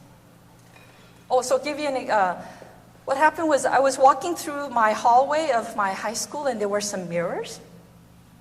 And I was walking along with my group of white girlfriends, right? And as we walked by, just out of the corner of my eye, I saw a reflection of myself within the middle of my girlfriends. But in that fleeting glimpse of my peripheral vision, I was utterly shocked. I mean, literally almost knocked me to the ground. What would have been so shocking about seeing my reflection? A passing glimpse of my reflection in the mirror with my girlfriends. Notice the difference? The contrast. I think I was so invested in being white and being accepted by the dominant society. And whose face am I looking at all the time? Their face. And so when I'm in that environment, I literally began to believe I was what? I was white. Exactly. But I share this with you to help us understand the reality and the depths to which, not all, but some minorities growing up in certain kind of environment feel about just the fact that they're different. And that there are different ways of coping. And this can be your children. This can be the struggle, internal, unvocalized struggles of your very children growing up and living in this society. In your own family, you can have very different ways that your children are coping with the fact that they are racial and or cultural minorities. But that moment that shattered my illusion, that was the moment where I realized, oh my goodness, I really look different. And as hard as that was, it was a wake-up call and a moment of awakening because I realized, you know what, why am I trying to be so hard to be something I can never be? And that was that reflection back at me, and me and all my Asianness sticking out in the middle of my white friends. And it was that mirror moment that says, wow, why am I trying so hard to deny who I am? And that was the unconscious process for me that led to, at PUC, trying to figure out this double dance thing, basically. Then at the top of the pyramid is someone who is actually able to combine them. And what is that process? And this is called a transcultural model. Why do you think, so compared to this one, I'm going to treat you like my student and ask you, what's the difference between this model, where the person in the middle is bicultural? They're trying to retain some elements of both cultures. What's the difference between this model and this model? Pardon? There's no synthesis. It's just a location of being in the middle. But in this one, the fact that it's two-dimensional suggests that there's some kind of a synthesis. And for me, that kind of traumatic event started the synthesis process by which I said, you know what? I can't help but be who I am, so let me look at this. And so I went through that process that Erik Erikson suggested, and that is I started to question. It's like, you know what? American culture has a lot of good things, but there's a lot about it I don't like. It's so individualistic. And I shared with you yesterday how shocked I was that my friend who, as soon as she turned 18, her parents told her she had to pay rent and get her own, food, and I was just shocked. I said, what kind of a society does that to their children? And I remember thinking, oh, I'm so glad that my parents are Asian and not that kind of white. Very thankful for that, right? So I started to sift and sort through and say, this part of a white culture is good. This part of Asian culture is good. I'm going to sift and sort through both cultures, and I'm going to gather the things that I think are really important and valuable and create a new, unique identity. And that's what this transcultural model is talking about. It transcends. It doesn't get stuck in one extreme or the other, but it transcends so that you create what we call a third address. Not address one, not the second one, and both of them at the exclusion and rejection of the other. But the third address is I'm going to synthesize and integrate into a new identity. And this is what we need to facilitate and support in our children. We can't and a lot of Korean parents, especially as their kids get teenagers, like, you have to value Korean culture. Yeah, that's the surest way to really value Korean culture. And then if that didn't work, what did they do? What do you think they did? Shipped them off to Korea for a cultural immersion. To varying degrees, right? They came back learning bad things and then, hating the things that they already did. But this is part of what we really need to facilitate and support in our children. Because a healthy place of identity, one in which you are not hating yourself or overly idealizing other, is the basis from which we can engage with diversity. If we see some of the struggles within our church, it parallels these extremes. Where the dominant culture says, you have to give up that culture. You're in America now. You have to kind of get over your race and culture and not be so holding on to that. That's the assimilation model. And then there are those, for various reasons, overly hold on to and cling to that, way beyond that necessity for survival. That also creates division and tension. And that's what I was referring to. We have to avoid the extremes. And so we're able to find a healthy synthesized identity, and that becomes the springboard. A healthy sense of self is the basis by which we're able to engage the world around us in a healthy way. There's a final model, and I will end here. How is this model different?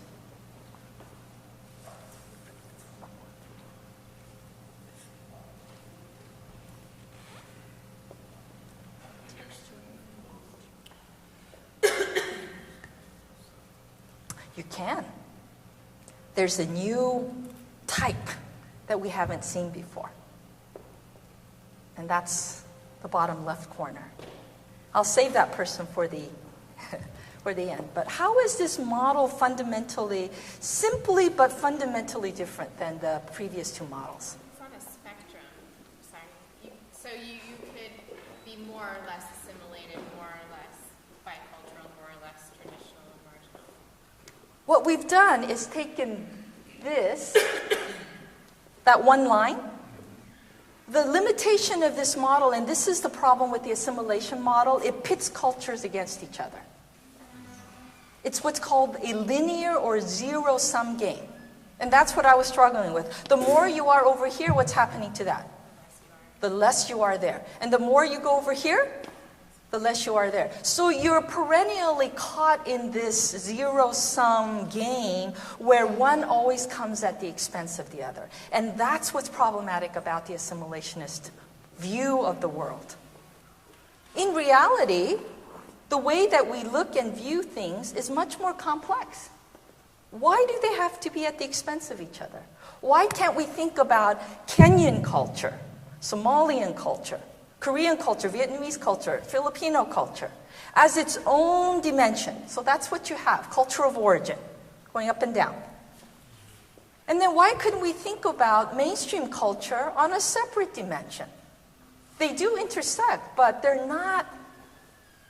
independent of each other. And guess what? When I actually developed an instrument that measures identity along this way, and what we realized is, oh my goodness, if you force people to choose, they will choose. But if you give them a more complex model, they will actually have a much more nuanced way of seeing themselves. And so what you have here, up here in the traditionalists, this is the same person, right? Yeah. Because they're high on their culture of origin, but low on host culture. Then you have the assimilated person who is high on host culture, but low on their culture of origin. How does this person differ, though? High culture of origin and high host culture. It's both. It's high. Yet a different, slightly different model than the transcultural one where you're integrating. In this one, it's basically say you can be both.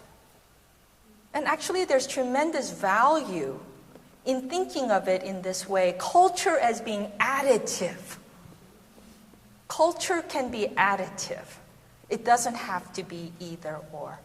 And what we can encourage our children, and anyone who is bicultural, even monocultural, is culture is an asset. You don't have to see culture and multiculturality as a liability. And the more that you can hold on to your culture of origin, it doesn't come at the expense of you being American. Be as American as you can. Learn the language. Acquire the customs and traditions. But use it appropriately, selectively when it is necessary or useful, and certainly not harmful. But hold on to your original culture as well. So it's a slightly different model than the integrated. And actually, the ideal would be some combination, because you do want some integration, but you also want that flexibility. Now, what about this person?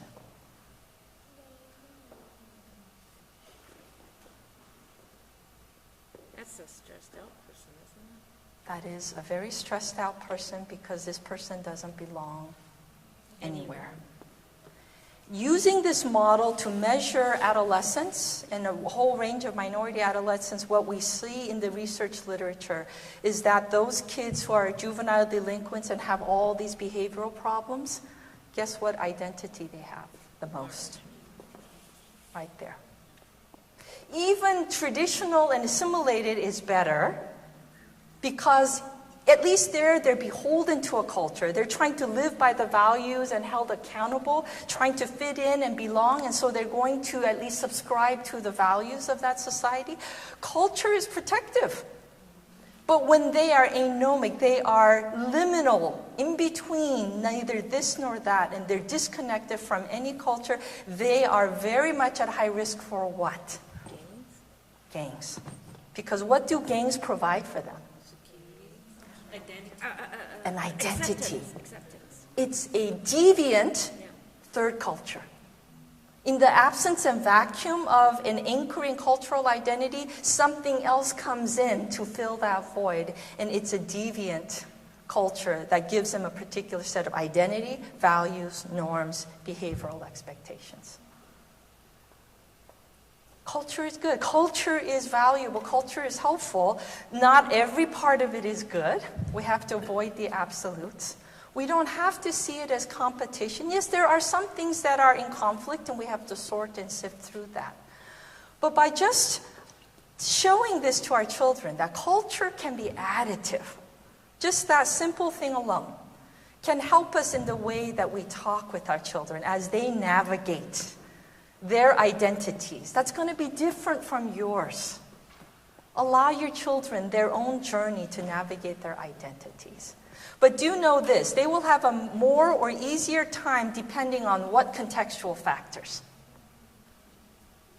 What kinds of context would make this harder for your children or easier for your children?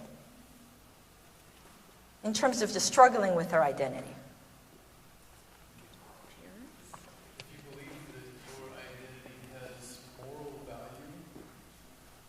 Okay? It'd be very difficult for like a parent who believes that in my home culture is morally superior for whatever reason.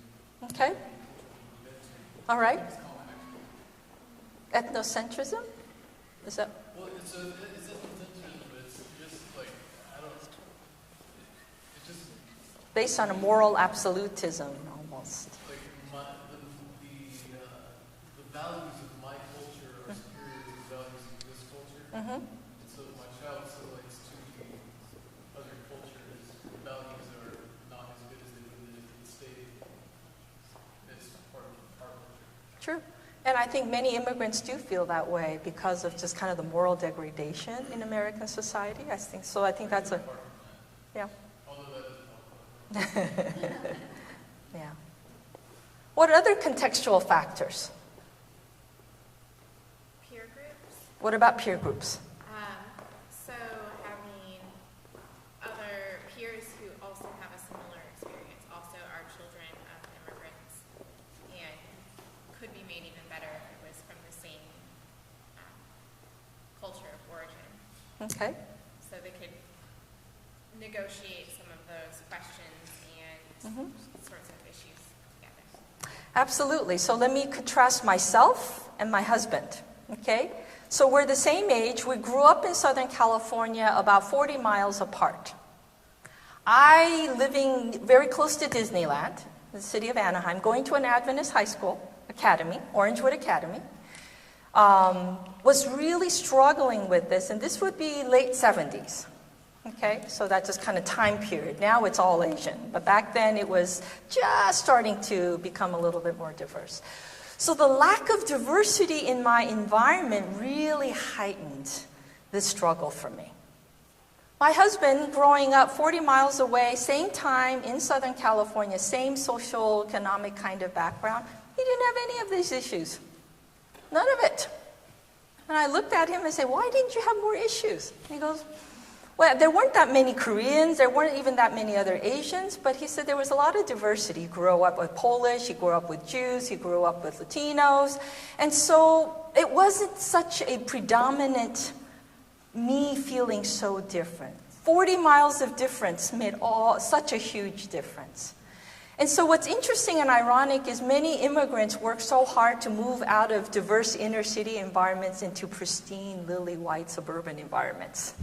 That's what a lot of immigrants aspire to as part of the American dream. Moving up in the world, living in nice communities. Well, nice communities typically are associated with certain kinds of racial and cultural. Well, actually, that actually works in their favor. So many kids who then grow up in these affluent or predominantly homogeneously white environments really struggle with this much more. Even to this day, in as diverse a society as we have, I still encounter Asian American students who grew up in the Midwest or the East Coast or other environments that was predominantly non-diverse, still struggling with the same kinds of issues that I did in the late 70s and 80s. So being aware of context. So this isn't going to happen to all of our children, and in many ways our children are growing up in a much more diverse environment, but a lot of it depends on the particular kind of context in which they're growing up. Yes? In your research, have you found a difference between genders? Maybe a difference between your husband was that he was male. Yes? And his expectation. Mm-hmm.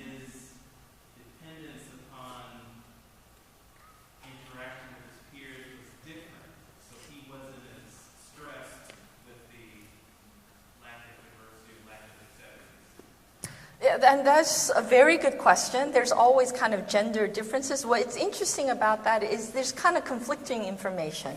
On one hand, when it comes to Asian Americans or other cultures where it privileges males, kind of more patriarchal societies, actually males acculturate slower, whereas women have more to gain by acculturating to the dominant culture that is much more open and egalitarian in terms of gender roles.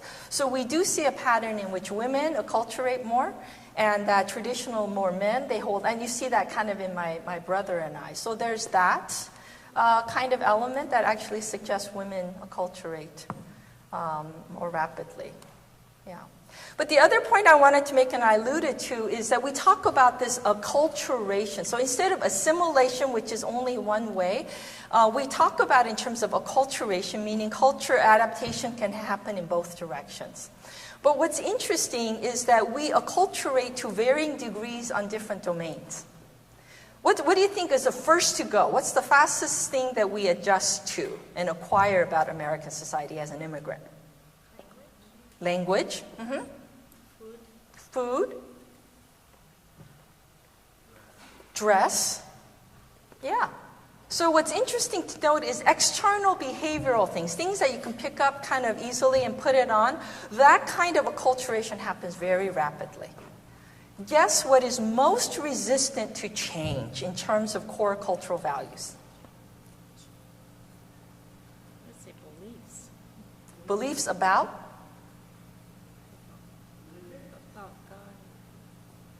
Well, religion I kind of put in a separate, so if we just only talk about culture in a traditional sense. Values around core beliefs that are around family. and gender roles, things that affect the most intimate kinds of relationships, those kinds of values and norms and practices are slowest to change. And it makes sense.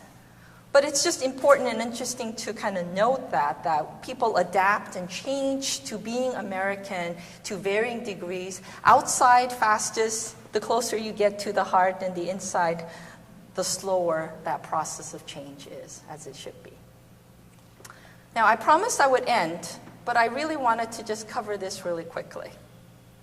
Because up until this point, I've been only talking about culture and cultural difference and cultural identity. But there's another whole body of work that talks about racial identity. Now, for those of you who were here last night, and we went through that exercise of differentiating what? Nationality, which means? What your passport says. Passport. Very good. And then ethnicity, which is? Your cultural identity, versus race, which is? Physical. Based on this, but we don't really think this matters really, but it does matter in the sense that we've made it matter. Okay, so that's what we call social construction of race. We're not buying into the idea of race at all, but we also recognize that race does matter because we have made it to matter, right? So think about an identity model that is based on race. And so this whole body of research, so cultural identity, acculturation models have been applied mostly to Asian Americans and Latinos and others who are immigrants. But racial identity models have been developed about the experiences of Black Americans. Not so much about culture, but about how they view themselves in relation to being Black or a person of color. And again, we talk about that being a social political context. And so here is a stage model. And what the stage model says, and there's some debate about whether it unfolds exactly in this way, but I'm just going to present, we can contest it and debate it. But basically, as a racial minority, and I'm going to use an African American or Black person as a prototype, their experience in America just automatically growing up predisposes them to have a negative view of themselves. Okay? Because Blackness is not valued. And we have research that actually, very powerful research that supports this. And if you're interested in it, look at a documentary called A Girl Like Me. And it's a replication of a study that was done by Clark and Clark in the 1936 and 1937, in which the researchers gave little Black girls, about 5, 6, 7-year-old girls, asked them a series of questions and asked them about, and they had a choice of doll to play with. And one of the questions was, which doll do you want to play with? This black doll or a white doll? And most of them picked the white one. And then they asked, which one's a good one? Which doll is a good one? Again, they mostly picked the white one. The last question in this series was, which one is most like you? What do you think? They still chose the white doll. Why do you suppose? Are they so thoroughly confused that they're not able to differentiate? This, again, is a reality of racism in America. Unlike immigrants who can buffer against that because their sense of identity is formed outside. So when they come to the United States and they experience discrimination, what are they able to do? They can shrug it off. That's the immigrant mentality. Yes, when they're discriminated and they're treated poorly, they don't internalize that. They kind of say, well, that's just part of being an immigrant. And that's what we call immigrant effect. But when you are a member of a group where you've been in the society for generations, and from the moment that you're all grown in the society, whether you subscribe to or not, bombards you with these kinds of negative images. This basically states as kind of the default is that unless you really fight against it or have parents who really protected you or instilled in you a sense of pride based on your blackness, that for the most part the default is that you're going to internalize those broader societal views and you're going to have negative views about yourself for being black, and you're going to have negative views about other people who are black. So when they go to see a doctor or someone, who do they want to see and who do they not want to see? Even though they're black, they're like, no, I don't want to see a black doctor. I want to see a white doctor. We see this at the counseling center all the time. And so you see what I mean by our sense of identity shapes the behaviors and the choices that we make. And if this is the worldview that they've internalized, it's going to shape everything from who they hang out with, where they go to church, where they live, how they socialize, how they interact. Right? Now, at some point in time, they experience racism that they can't just explain away. And it starts to crack their worldview as they have been socialized and conditioned. And they start to wonder, now wait a minute, why is this the case? This is not fair, this is not right. And so these kinds of experiences, growing personal awareness of racism, creates a dissonance between what society has taught them to view themselves negatively and what they're starting to see. So this is the stage of dissonance, which then leads to a stage of resistance. When they get in touch with this injustice, when they realize that they've been duped and they've been misled all this time in the way that they view themselves, they become very angry. Understandably so. And what they do is they retreat within, into their black identity. They become kind of like their version of traditionalist. They only value blackness. They only want to hang out with black culture, hate whites. Right? This is part of the process. They kind of go from one to the other.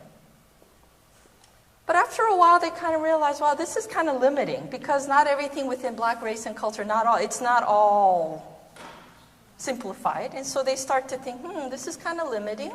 And to be in this place of anger is not very productive.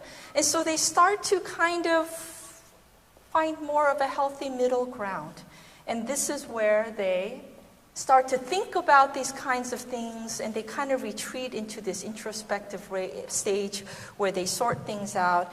And finally, they reach a point at which, kind of like the Asian American multi-transcultural person, they come to an awareness and acceptance. They come to terms with the fact of what racism is in society, but they also come to terms with the fact that not all within black culture is to be glorified. And that they are comfortable in their own skin and they accept themselves as who they are, not just as a racialized being, but as a human being. And this is the ideal stage of what we call integrative awareness. And so they no longer see themselves as categories, they no longer see themselves as victims, but they also would not deny or just buy into this benign sense of there's no racism. They come to a healthy understanding and an acceptance, which then allows them to what? Transcend. No longer be bound by, in their own self-definition, but also in the way that they relate to other people. And what really is interesting is how we mistake stage 1 for stage 5. How we think, race doesn't matter. Without really going through that process of sorting and sifting and understanding, we can't truly, transcend race. We can just deny race. On the surface, it may seem very similar, but there's a very, very big Grand Canyon difference between someone who is saying, race doesn't matter, versus I've worked through it, I understand the ways in which it matters, but I choose not to define myself by that, nor do I choose to impose that on other people. Big difference. So I haven't really done justice to the model, but I still wanted to kind of at least put it out there and share it with you, because these are the two complementary models. One that apply to cultural minorities based on immigration as their primary basis of experience. So culture is the primary basis. And the other being race.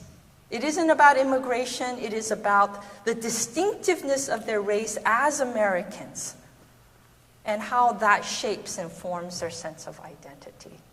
And I would venture to guess that for those who are from Africa, especially, that your children will end up struggling in between and betwixt these two things. That as cultural minorities, they will struggle with the cultural identity part, but as being of a certain skin color and being perceived in a certain way, that they will also have to struggle with their racial identity in some way or another. That is it. What are some of your thoughts? Just what grabbed you, what interested you, what? Just curious about that, the multicultural model that you mentioned. What could be a very constructive, positive role of church in our context? Like, as you see, we are multicultural and ethnic setting. What would be your take on, it's been just 2 days, but based on your observation, what could be your advice for our leaders and our adults and parents and to be pastors? That's a great question, and it really builds on everything that I have covered from last night, from the message this morning to now. And that is that, on one hand, it is absolutely beautiful to see the visible diversity that is represented and the ways in which the church is celebrating and affirming that. But we need to understand there's layers to that. So I think first and foremost, it's just to even recognize that diversity really is important.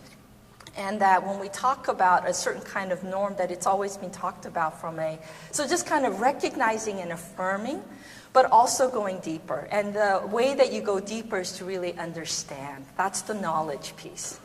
About the models of assimilation that we talked about, why it's problematic, why it's inaccurate, understanding the image. So I think the knowledge piece really grounds us, hopefully, and that's what I hope that you got out of this, is that it grounds you in a deeper experiential awareness of how and why these things matter. Rather than a superficial version of unity, or we are all one in Christ, so we should cover everything in the blanket of Christianity. What that does then is that it doesn't allow room and space for us to talk about the pains, the challenges, the conflicts, the difficulties, the value conflicts. And so I had a great lunchtime conversation with a couple of folks, and we were just talking about how hard it is to have these conversations, but how important it is to have the difficult conversations, and that the church needs to be a space where we can have those conversations in an informed way, and isn't just opinions. Opinions are important, but we need to anchor them. So yes, I think there's lots of promise, but to not be too lulled into complacency just by visible diversity. That there's many layers to this that we need to continue to work and build on the things that are already here.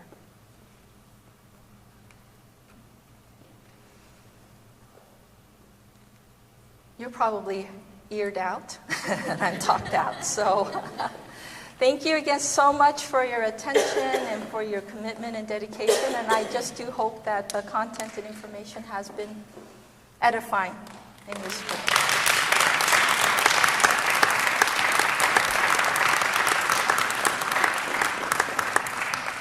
A lot of information, right? And I was listening to this, actually, I heard this last part of the different models.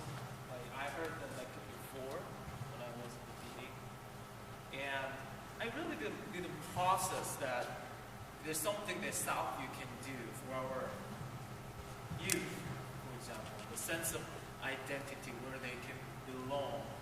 And the question that I asked was basically in that line, the school that we have, our children's Sabbath school, children's Sabbath teachers, your role, choir, pathfinders, important.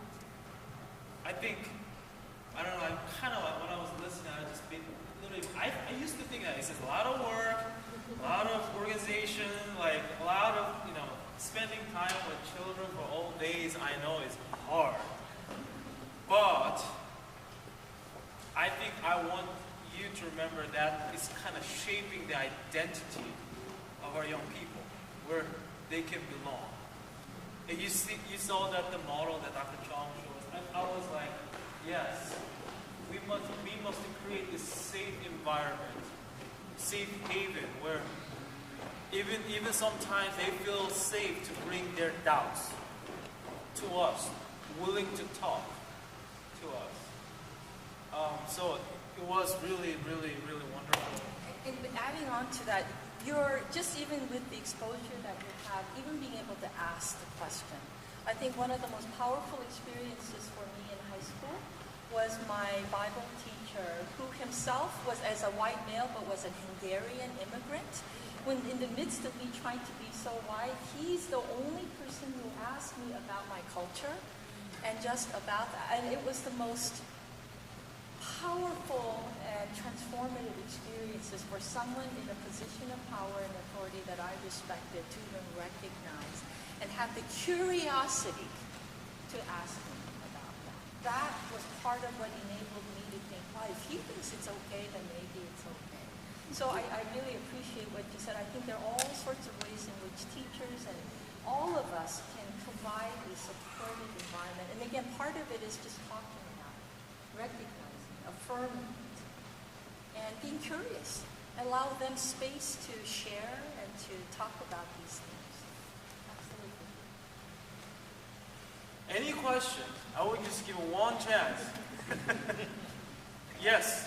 Oh, let's have two. Which one?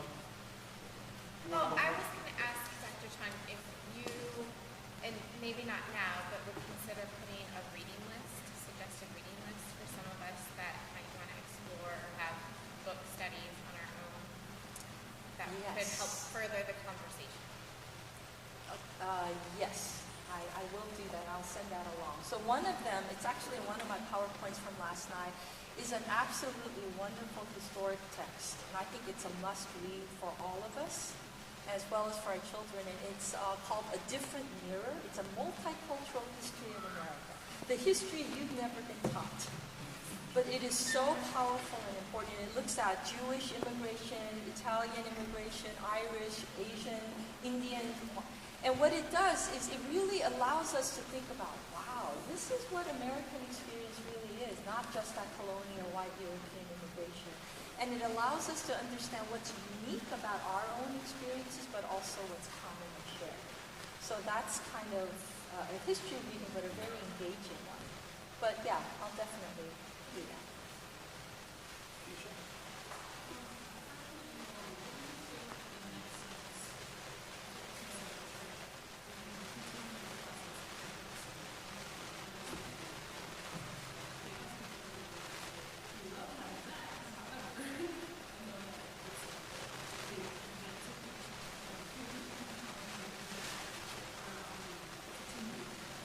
Let me pose that to you.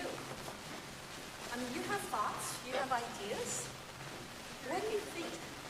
What would be the next steps? So you have this weekend and you're exposed and hopefully you have a little bit more awareness, some knowledge, and some basic kinds of skills. So what next is the question. And that's a question I would pose to you. What would you like to see? I think we need to be a little more deliberate in engaging with each other. For example, what I mean is that we are a very diverse church, but we also have our own little groupings, like we have our own Caucasian grouping, we have an Asian, we have, if we are more... So we're recording this, so... What I was saying is that we all need to be a little more deliberate in getting to know each other's cultures and appreciate. Knowing is one thing, but appreciating. Because, as I said, we are a very diverse group at Southview, but we also have our own very close-knit social groupings, which are very neat. Like you may see just the Caucasians going by themselves, maybe for lunch somewhere, and then maybe like the Kenyans on their own. We need to be a little more deliberate, because when we get deliberate to honestly want to know each other and appreciate our own experiences, then we can start to, integrate better. That's just my opinion, that I think we need to be more intentional to get to know and appreciate each other. Thank you. Anyone else would like to? This really matters, because it's just not my idea or pastor's idea. It's just it's your idea. It's our church, our value, our diversity, and let me just add a very, very important segment of what we can do next. Anyone else? Carrie?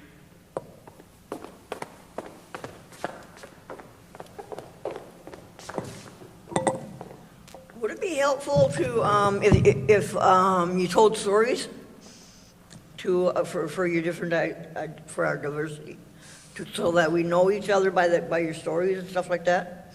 Like, what was it like in your native country, and what brought you here, and stuff like that? Sharing stories. Yeah, sharing stories.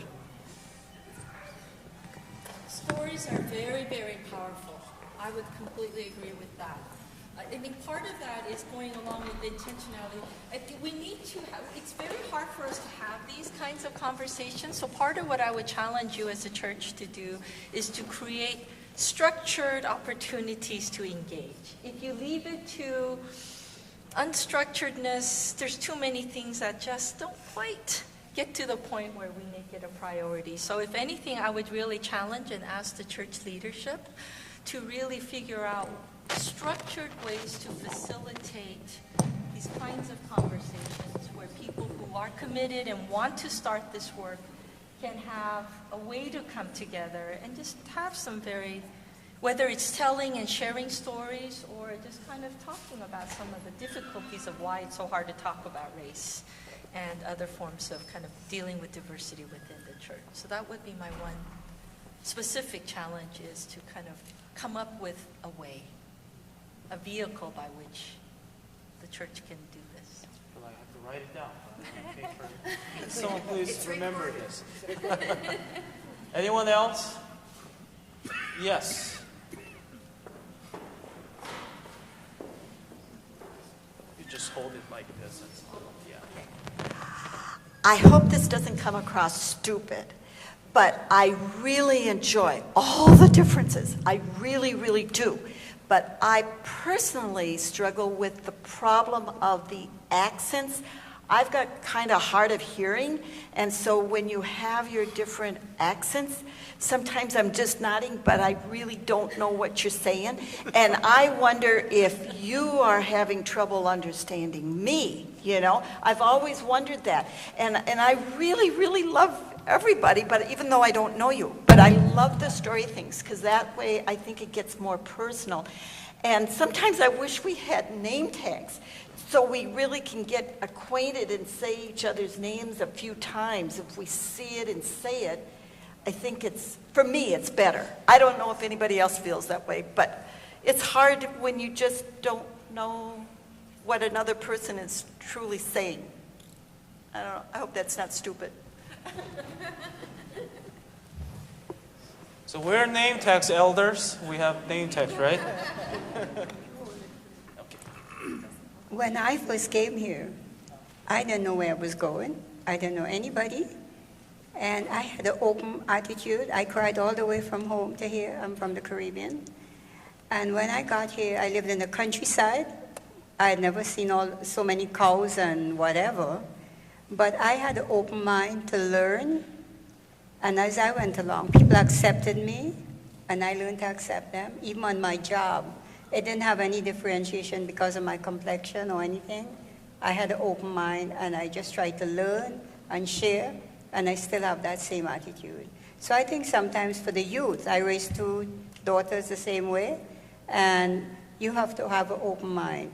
When you come to a strange country, you're lost, and some people want to take over and everything. I think if we could just have an open mind, and in a church, it makes it easier because, as she says, you don't understand. No, we don't understand each other half the time, but with a smile, it helps. Thank you. Okay. So I know it's a long afternoon for you, Dr. John talking. Yesterday my memory in the video camera right now, it seems like the battery is dying. Well, thank you. Thank you for coming, and thank you for sharing all this information. And definitely as church, we would like to take next step. And next time, maybe when we should invite you back in the winter.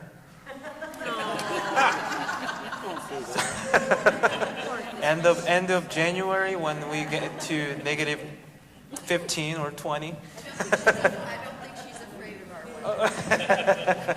Yeah, she'll be here, and then she was riding bicycle outside. This time, we want to show you our appreciation and gratitude. We'd like to have our church treasurer, Elder Bruce Hutchins. And did you have a good time?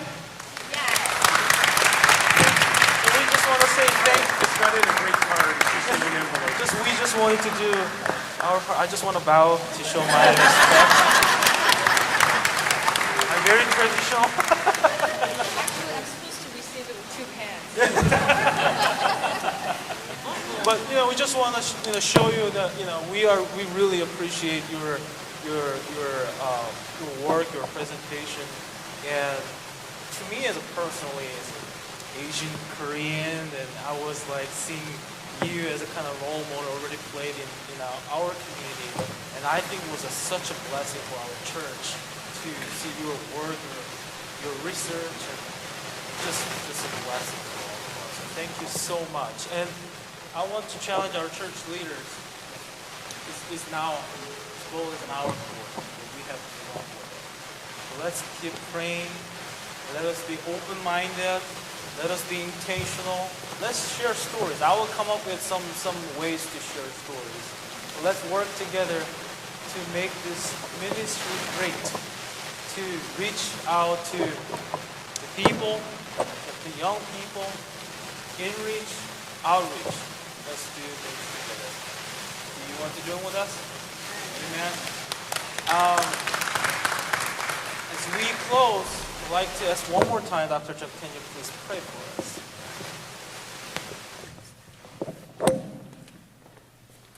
Dear Heavenly Father, what an amazing God you are for bringing us together, because you are the only reason why we are gathered here on this beautiful Sabbath afternoon where we could be out doing 1,000 other things, but you are the reason why we are here.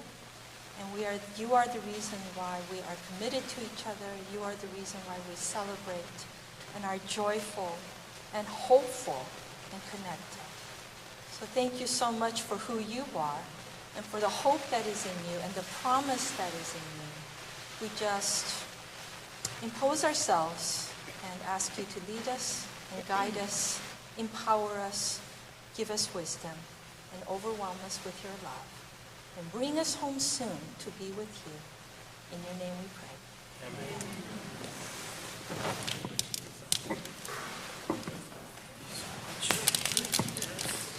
So, just one quick announcement. There will be a basketball game tonight here. What? So, they can pick up here, I think. Yeah. Anyway, we have more food. So you can come, you can enjoy more, and may God bless you, and let's work together for more. Hope all of you have a blessed Sabbath. But I didn't think it was applicable. So I noticed at night the difference between Persentation as a Christian psychologist and a lot of other presentations I've seen in psychology from just typical secular academic perspective.